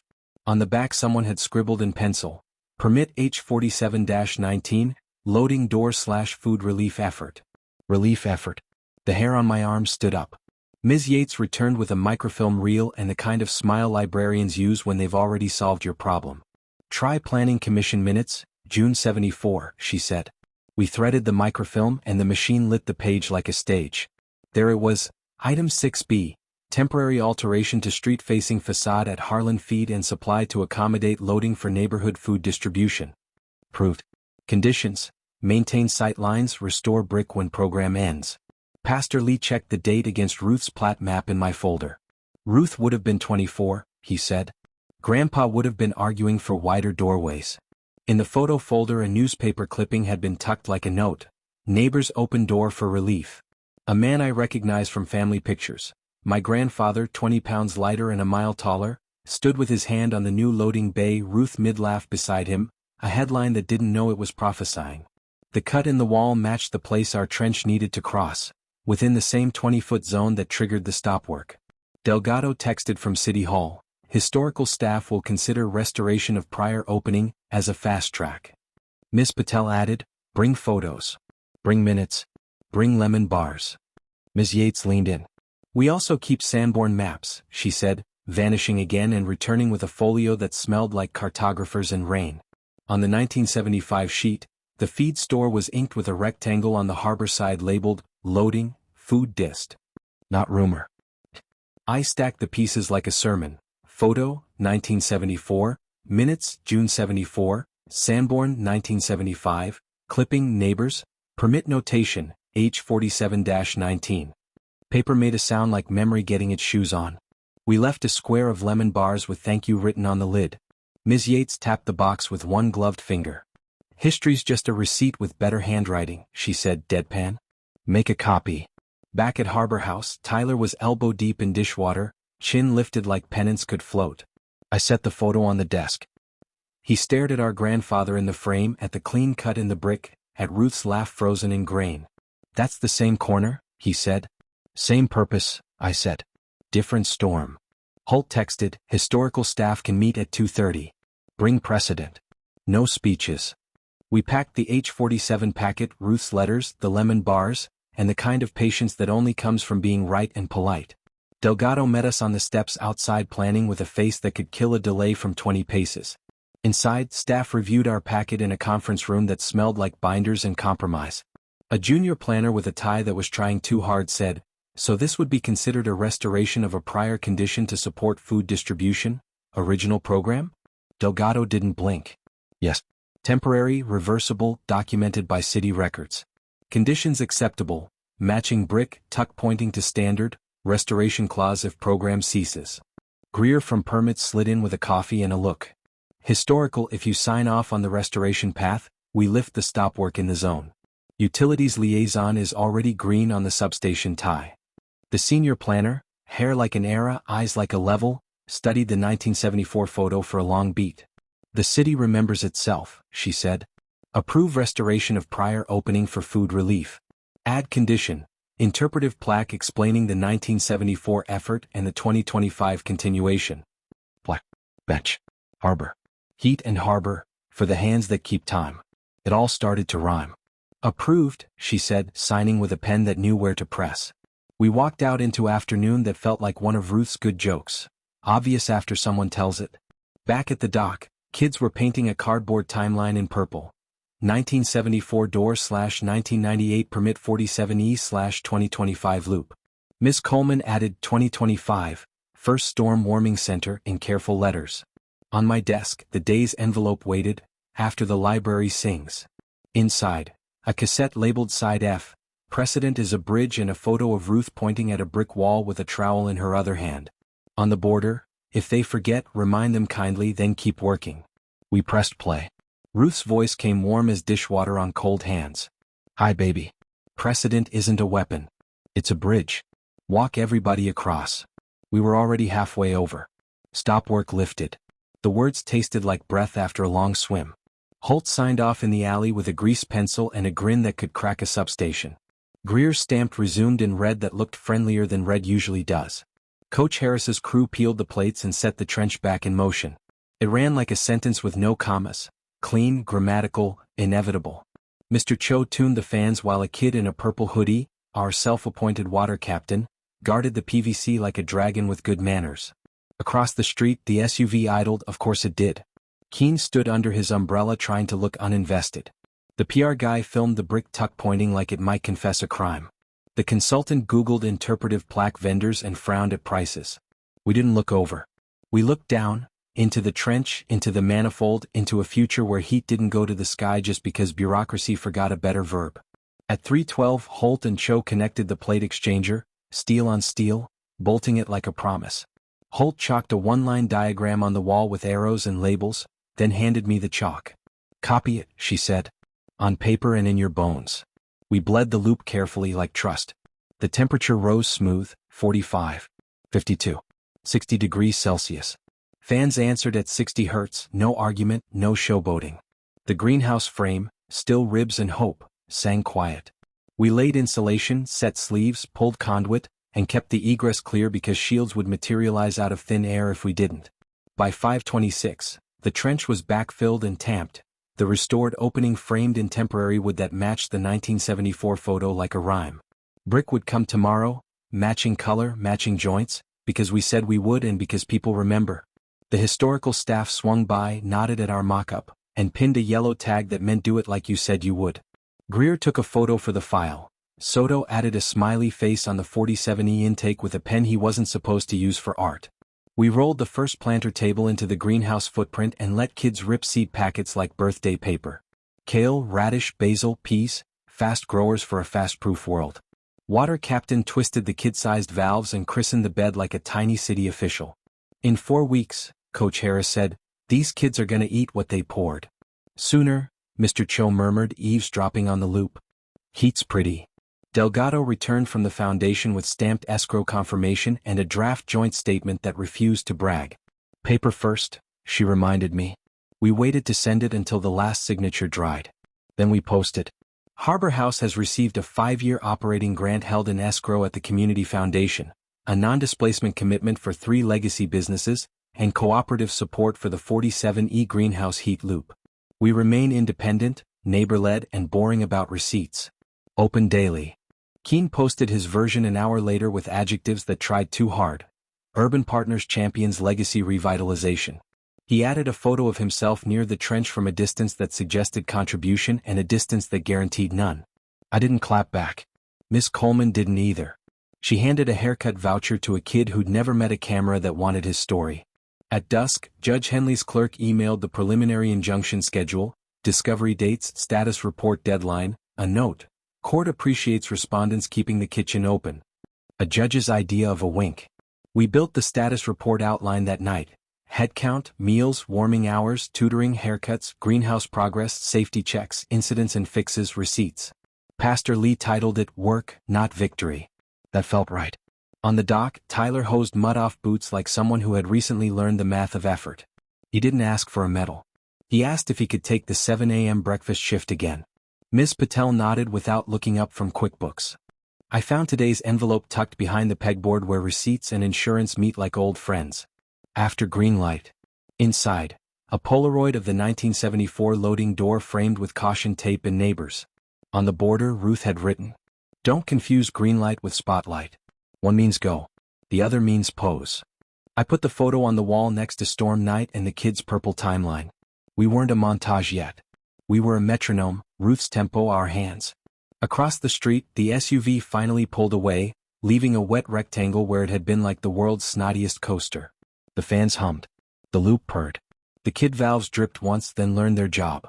We locked up with the thin door breathing like a lung that had found its rhythm. The lullaby line Ruth wrote on the picture frame, the one that got me moving, echoed in my chest with the plural she added after inspection. "Sleep, my stars, I'm right here." We were. And in the morning we'd be again. By morning we turned a pegboard into a pulse. Receipts got holes punched and a ring clip. Headcount learned to stand up straight. Incidents and fixes put on its big kid pants. Judge Henley didn't ask for a documentary, she asked for proof that breath turned into breakfast and breakfast turned into people standing a little taller. So we built a status report that sounded like a chorus and read like a ledger. Miss Patel set the tempo, 1 page per section, no poetry. If it happened, put a number on it. If it mattered, put a name behind it, with permission. We did. Meals served, 312, storm night count included. Warming hours, 180. Haircut vouchers, 27 scheduled, 11 redeemed. Tutoring sign-ups, 41. Volunteer shifts filled, 96. Safety checks, 5 CO monitors, egress, extinguishers, lockout/photo log loop temp. Incidents, 1. Lockout attempt documented, resolved, police report declined, community affidavit attached. Pastor Lee wrote the program blurb like a prayer that didn't apologize. Harbor House is a kitchen, a classroom, and a handshake with receipts. Manny added a sidebar called, What This Costs, coffee, milk, soap, 10,000 tiny kindnesses, then balanced it with, What We Save, your visits avoided, school days kept, haircuts that make a kid look a judge in the eye. At 9:12 a.m. the AG registration packet went out with a cover letter that wore its tie straight. Bylaws, board minutes, budget, bank letters, escrow proof, conflict policy signed by all of us, including Tyler's non-voting seat with a note. Training wheels are still wheels. Mr. Alvarez from the bank stopped by with a regional compliance officer whose handshake said he fights dragons with memos. We're proud to be boring, Alvarez told him, pointing at QuickBooks like it was a newborn. The officer nodded, stamped a merchant compliance check we hadn't even asked for, and whispered to me on the way out, My mom's light bill got paid once by a Ruth who didn't leave her name. At noon, the first sprout broke the greenhouse bed like a rumor that turned out true. It was a radish, small and cocky, zagging toward fake sun under film that hissed softly in the loop's breath. Water captain saluted with a valve twist so solemn you'd think she'd been sworn in on the town charter. We put the sprout in the status report too. Not because numbers need pets, but because judges read with eyes and hearts keep time. Then came press. Not the SUV window kind, the kind with tripods and local accents. The reporter who'd asked if Harbor House was real, looked around at the dock, the loop hum, the way neighbors talked to each other like doors left open, and said, Okay. Real. She filmed the interpretive plaque for the restored opening, 1974 to 2025, then tucked her mic down and bought 3 cinnamon rolls for a friend. By 3, Urban Partners wired escrow, confirmed, not a promise but a number. Their PR suit emailed a joint statement draft with adjectives that tried to win a race no one was running. Delgado cut the lace off the language, left the nouns on the plate, and hit send. Paper first, press later, she said again. And no adjectives you wouldn't say to Ruth's face. The mail brought one more thing. A thin padded envelope with no return address, fencehand script I knew better than my own. After you count, sing. Inside, a cassette labeled side G, chorus, solo, a choir program with my name circled from a Christmas I don't remember, and a post-it, put 3 voices on the status report cover. Patel, Lee, Coleman. You're not the whole song. We did. The cover carried 3 signatures, mine forth like a harmony that knows when to come in. Evening settled purple across the sign and doubled itself in puddles. Tyler hosed the dock and didn't look up for approval. Miss Coleman started Wednesday soup like a weather report we liked hearing. Mr. Cho tuned the fans by ear and called them pretty again. The burner phone buzzed. Keen, settlement letter drafted. CBA edits tomorrow.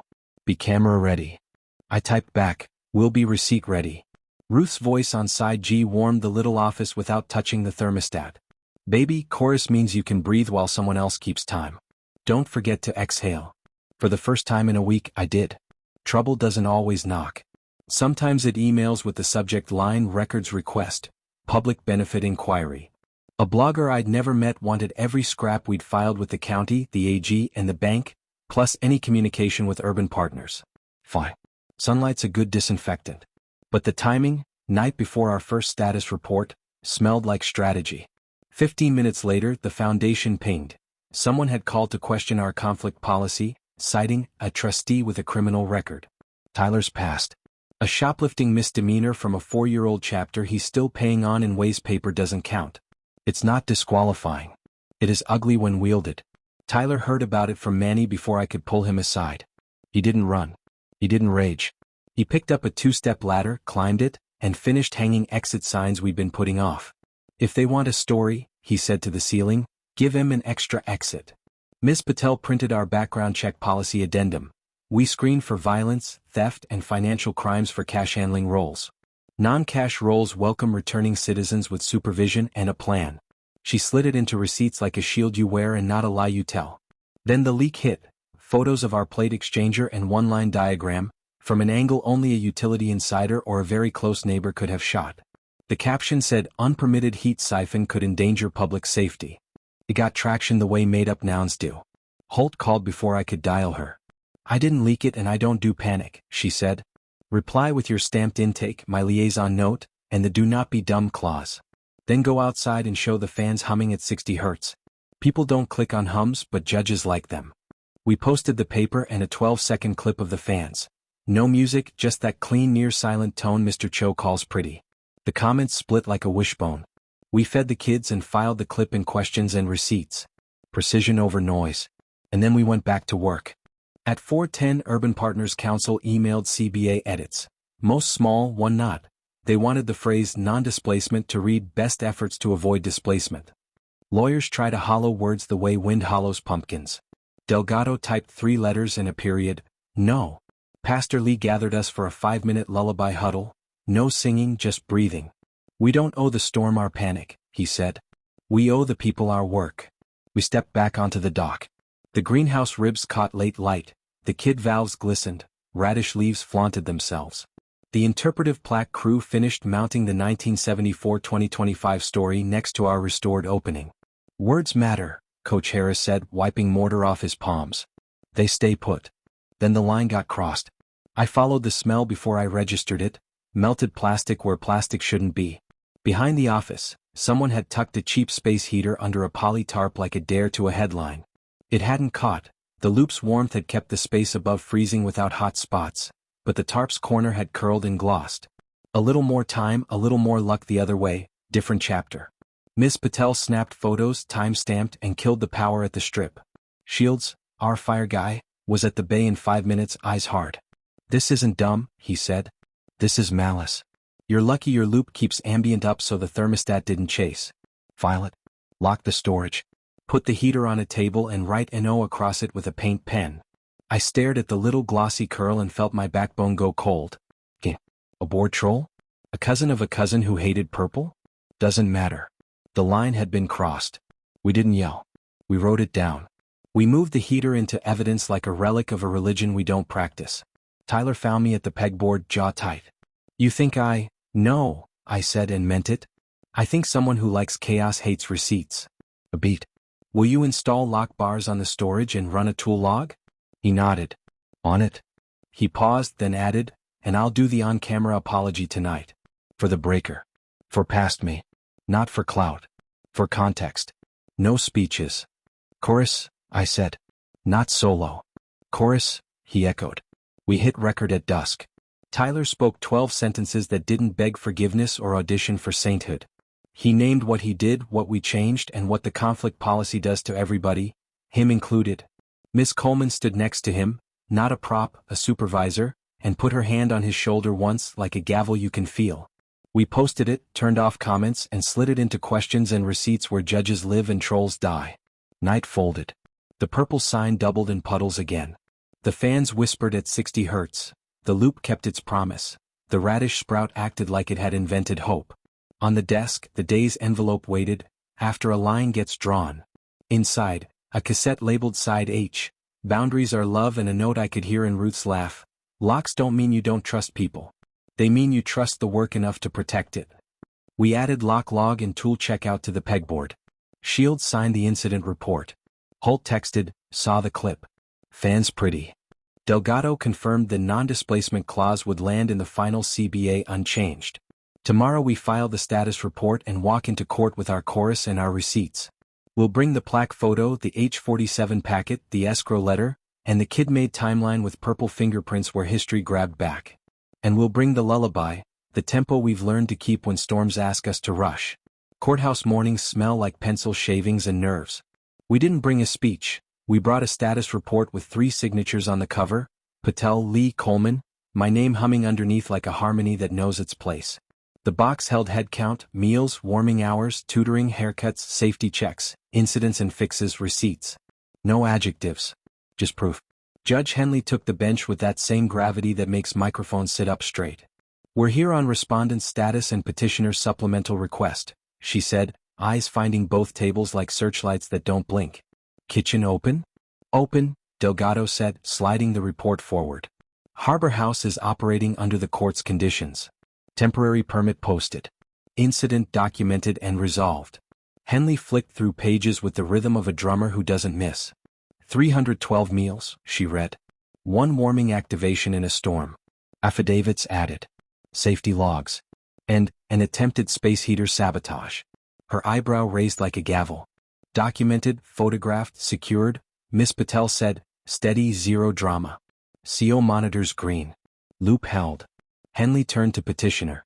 Keene's lawyer started carefully. Your Honor, we don't oppose warming centers. We oppose ad hoc engineering tied into a city substation. There's chatter online about unpermitted heat siphons. Chatter is not evidence, Henley said, dry as good toast. Utilities? Holt stood from the back row like a witness who didn't come to audition. City Utilities Liaison, she said. Permit 47E intake is stamped. The heat exchange tie is supervised, metered, and boring. We like boring. A corner of Henley's mouth considered smiling. Fire? Shields tipped his head from the aisle. CO monitors green, egress clear, extinguishers charged. They call me before dumb happens. Dumb hasn't happened. Henley nodded and looked at me. Mr. Carter, last time you promised doors open and books clean. Are you still counting the things that matter? I didn't overreach. Yes, Your Honor. And when we miss, it's on paper. Our board minutes include fixes.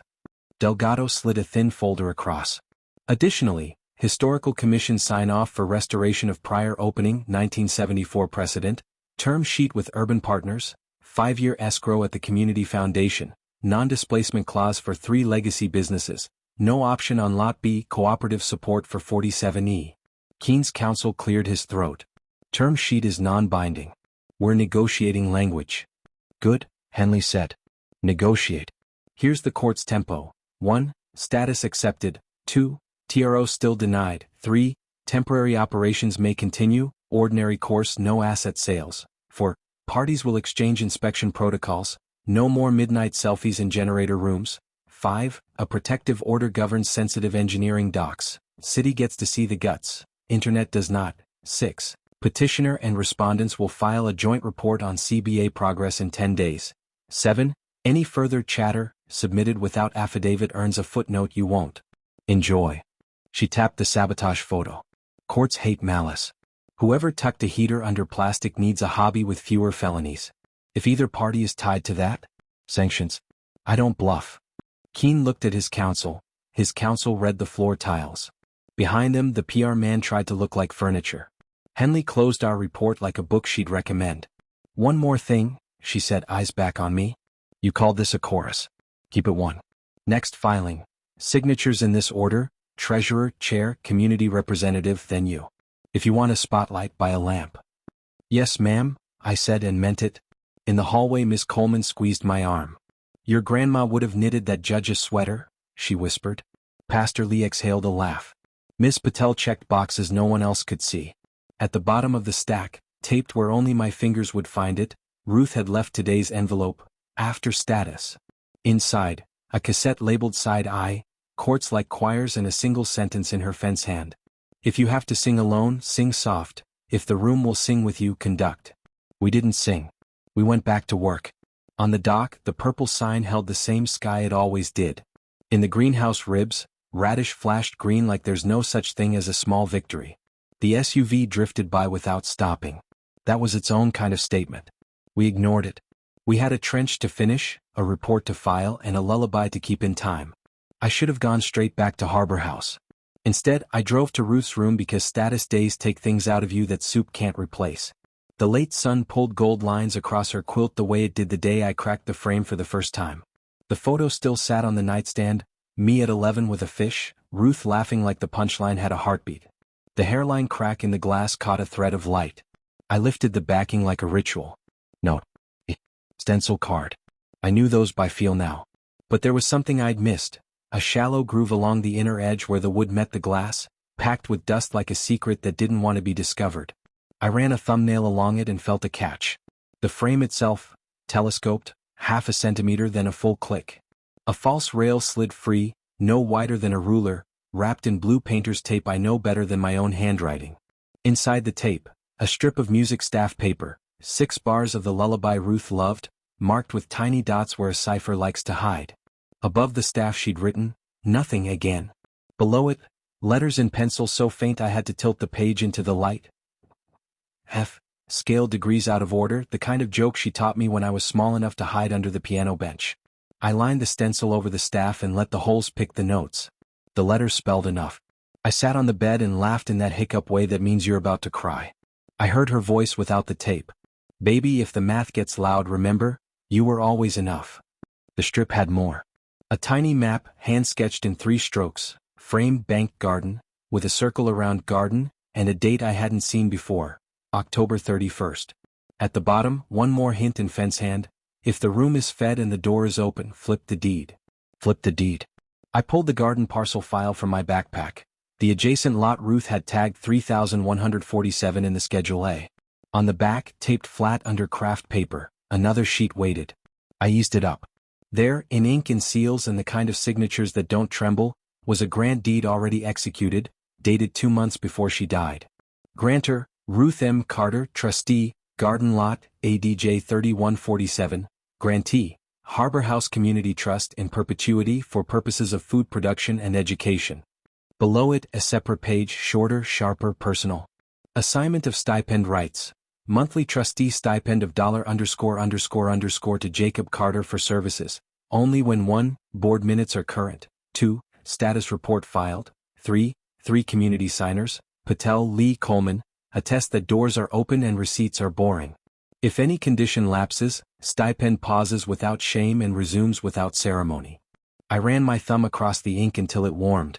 She hadn't left me nothing. She'd left me work, and the grace to be part of it without turning into the story. There was one more piece, a small envelope tucked under the felt of the frame stand, so thin it had masqueraded as backing. Inside, a keycard fob with a tiny star sticker and a bank slip. Safe deposit, room 13 box B, a second box. The date line was blank except for 3 words, after first harvest. I pressed my palm to the quilt where her hand used to rest and let the quiet say the loud part. This was never about cash. This was about tempo, about keeping time when a neighborhood is trying to find its beat. On the way out I passed the kitchen and saw the chalk calendar we never erased. October 31st was still blank. I wrote "First Harvest" in crooked letters and drew a tiny radish with a crown. Ruth would have teased me, she also would have put it on the fridge with the magnet shaped like a pie. Back at Harbor House the fans were singing at 60 hertz, the loop was warm, and Water Captain had taped a sign to the greenhouse ribs, "No space heaters. We have a son." I showed Miss Patel the grant deed. She read it twice, then hugged me in that awkward way bank people show wild joy. Pastor Lee read the stipend clause and grinned. "She paid you in trust with a lowercase t," he said. "The best kind." We scanned the deed, slid the original into insurance and title, and taped a copy under receipts. Delgado texted 3 checkmark emojis and 1 sentence, "That's how you make nothing a legacy." Tyler came in from the dock carrying a box of interpretive plaque screws and a face I didn't hate anymore. He looked at the deed copy, then at me. "So you're not just the host," he said. "You're paid to keep time." "Only when the room is fed," I said. "Only when we're boring on paper." He nodded at the greenhouse. "Then let's grow boring fast." The SUV slid by one last lap before the streetlights argued with dusk. It didn't stop. Maybe that meant nothing. Maybe it meant a man with a budget had finally decided to spend it somewhere that didn't hum at 60 hertz. I opened today's last envelope, tucked where Ruth always hid the late punchline, "After you flipped the deed." Inside, a Polaroid of the frame itself on this same nightstand 20 years younger. On the white border, in fence hand sharp enough to cut. The word was a door. You walked through. Now leave it open. I set the photo on the office pegboard next to fire code and insurance where wisdom lives. The chorus kept time. Cookware clink, kid laughter, a barbershop buzzer prepping for tomorrow's rush. The lullaby line in my chest switched to plural without asking my permission. "Sleep, my stars, I'm right here." We were. And the door was too. We didn't throw a party. We put out folding chairs and minutes. The CBA, Community Benefits Agreement, sat on the dock table like a contract and a casserole. Delgado walked us line by line, pen tapping the nouns that pay rent. Escrow non-displacement, mission lock, 47E support, quarterly reports. No confetti. Just ink. Urban Partners arrived without the SUV theatrics. Keen, counsel, and a junior associate who kept looking at the seed trays like they were a magic trick you could put on a spreadsheet. Kaufman the mediator wasn't required to be there, but he showed anyway, sweater and all, to watch the chorus hold pitch. Terms matched the term sheet, Delgado said, sliding the final page to the middle. Escrow funded, no option on Lot B, advisory input without control, non-displacement name spelled right. Manny's Barbershop, Miss Coleman's Market, Coach Harris Supply. And this, she tapped, public reporting attached as Exhibit B. Keen's counsel cleared her throat. We'd like to add a line acknowledging Urban Partners' capital improvements to sidewalks and lighting. Add it, Miss Patel said. Capital is welcome. Control is not. Pastor Lee opened the meeting with a prayer that sounded suspiciously like a to-do list. Feed the people, protect the receipts, let the fans hum. Then he looked at Miss Coleman. She stepped up to the mic that was really a spatula and gave the benediction we needed. Don't move us. Move with us. We signed. Keen signed. The junior associate smiled like she'd just seen a neighborhood tell time. Kaufman clapped once, the way musicians do when the downbeat lands clean. Delgado took the originals like they were embryos and left for scans. Across the yard, Holt and Mr. Cho ran the 47E loop through its final sync. 60 Hz hummed, near silent, pretty, and the greenhouse ribs exhaled what felt like a long, low yes. Kids labeled starter rows with tongue depressors that read basil, kale, peas, radish and handwriting that could lift a city. Water captain tapped the kid-size valve, held up a thumb and announced, flow stable. She had no idea she was speaking utility. Press drifted by, took their shots and left with cinnamon rolls and the word boring on their lips. Good. In the late afternoon, Greer from Permits brought the interpretive plaque for the restored opening, 1974 to 2025, and asked if we wanted to hold a photo. We said no photos, yes plaque. She smiled like that was the right answer and handed me the drill. We mounted the bench plaque too, the one the foundation asked for. Heat and harbor, for the hands that keep time. Tyler read it out loud and put the drill down slower than he picked it up. Hands that keep time, he said. Okay. At dusk, Urban Partners posted the joint statement. Pared down, noun heavy. Escrow funded, non-displacement, 47E support. No hero shots. We posted ours. We remain independent, neighbor-led and boring about receipts. The burner buzzed. A text from a number I didn't have saved. I'm the junior from Urban. My grandma was a Ruth too. Thanks for the radishes. I smiled into the kind of evening that makes you believe in slow victories. On the desk, today's envelope waited, after the CBNK dries. Inside, a cassette labeled Side J, keep the tempo and a strip of staff paper with 6 notes penciled to hum at 60 Hz. On the edge, Ruth's fence hand. If they ask for a solo, hand them a ladle. We did. We served soup. We watered seeds. We put the pens away and picked up mops. Chorus on 3. October 30th. The greenhouse skin was on, the loop ran warm, radish tops flashed their cocky green, basil whispered promises even people who hate basil would keep. We chalked first harvest, October 31st on the board with a crown drawn over a radish that looked like it wanted to run for office. The second safe deposit key from Ruth's frame, room 13, box B, sat in my pocket like a heartbeat I wasn't allowed to check yet, after first harvest. Patience has weight. I carried it. We walked the pegboard like a pilot walks a pre-flight. Receipts, fire code, insurance, 47E, CBA, lock log, tool checkout, status report. Miss Patel closed QuickBooks with the reverence of someone putting a baby to sleep. Pastor Lee taped the harvest plan to the door. Pick, wash, bundle, weigh, name, receipts. Tyler printed small tags that said grown here in purple.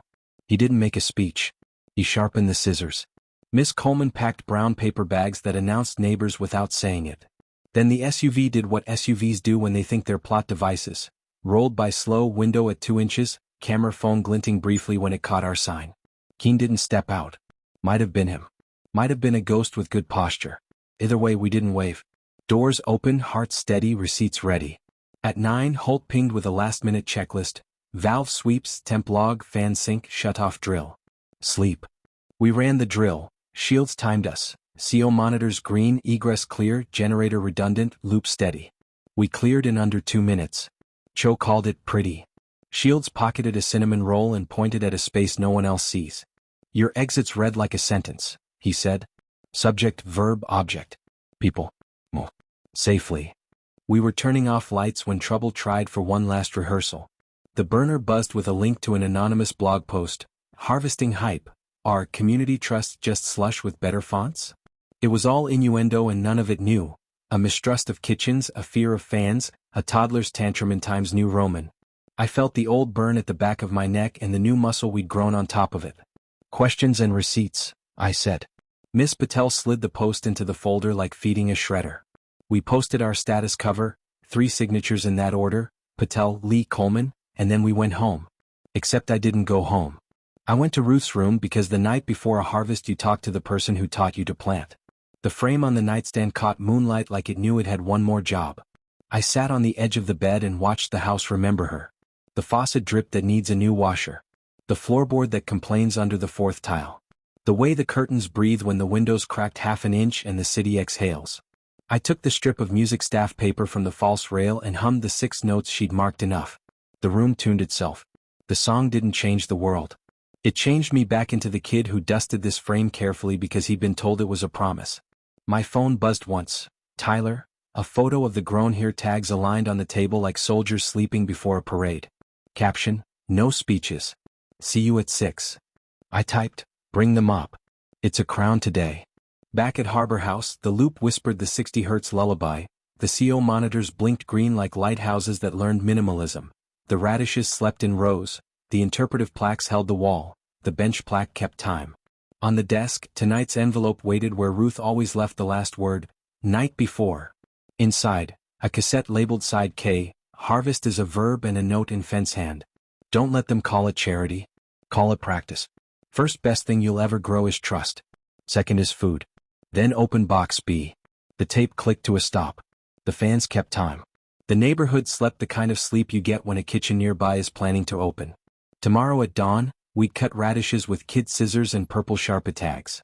We'd weigh our first boring receipts. We'd feed people and call it Tuesday.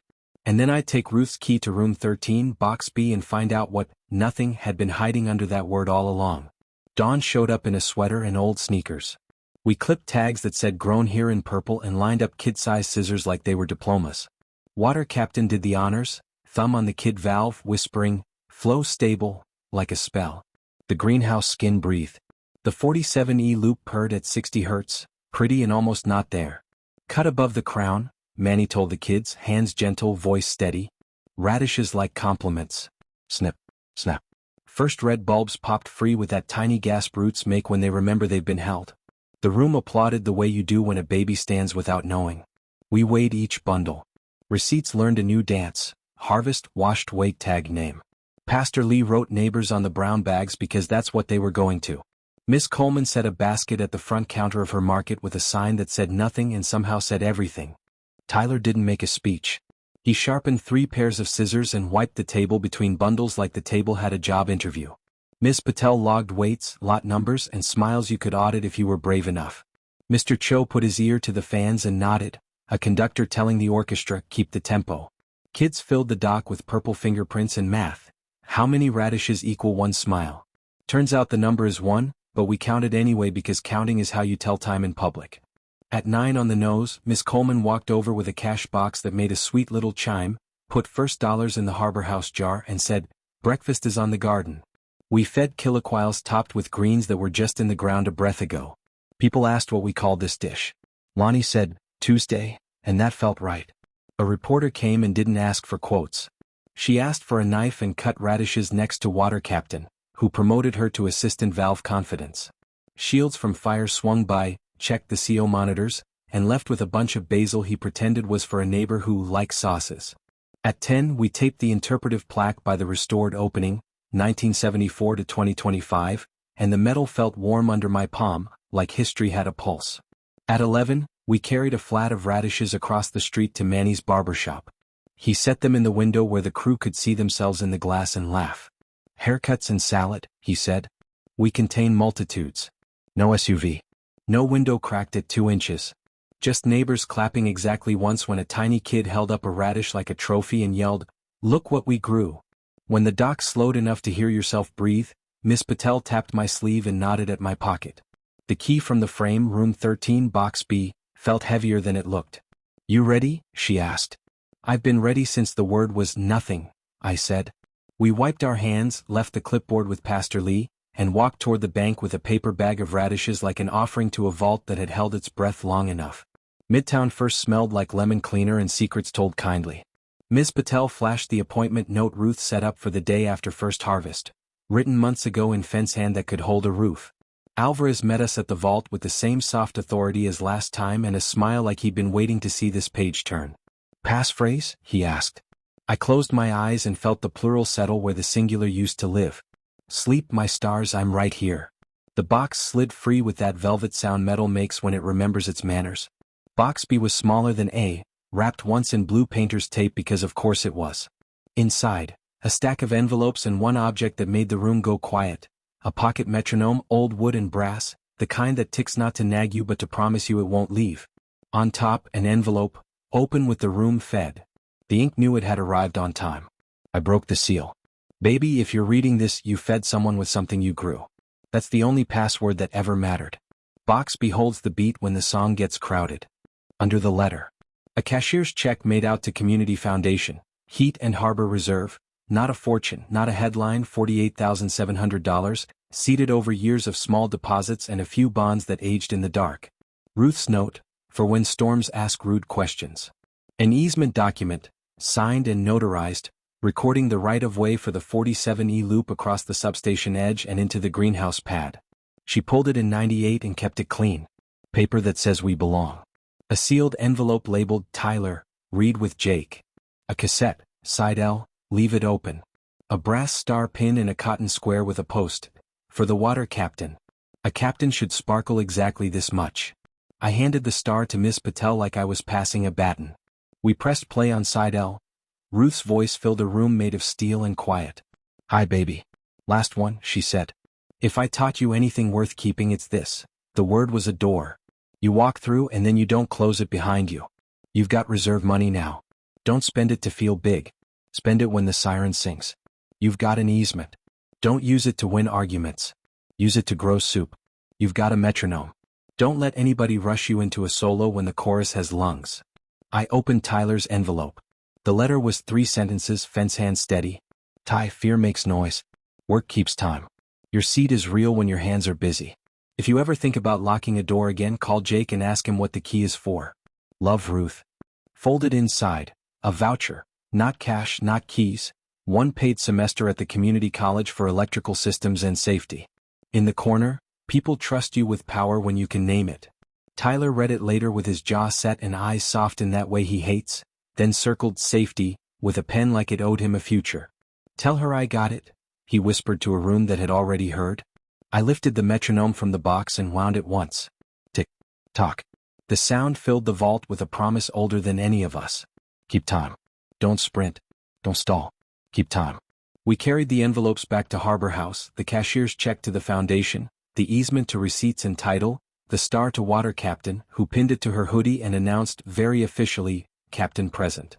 The metronome sat on the office shelf between fire code and insurance, where wisdom lives. That night we held first harvest dinner under strings of borrowed lights. We didn't toast success, we toasted staples, rice, beans, greens, neighbors. Keen stood across the street at the SUV, window down 2 inches then up again. Maybe he was counting beats. Maybe he was realizing he didn't know the song.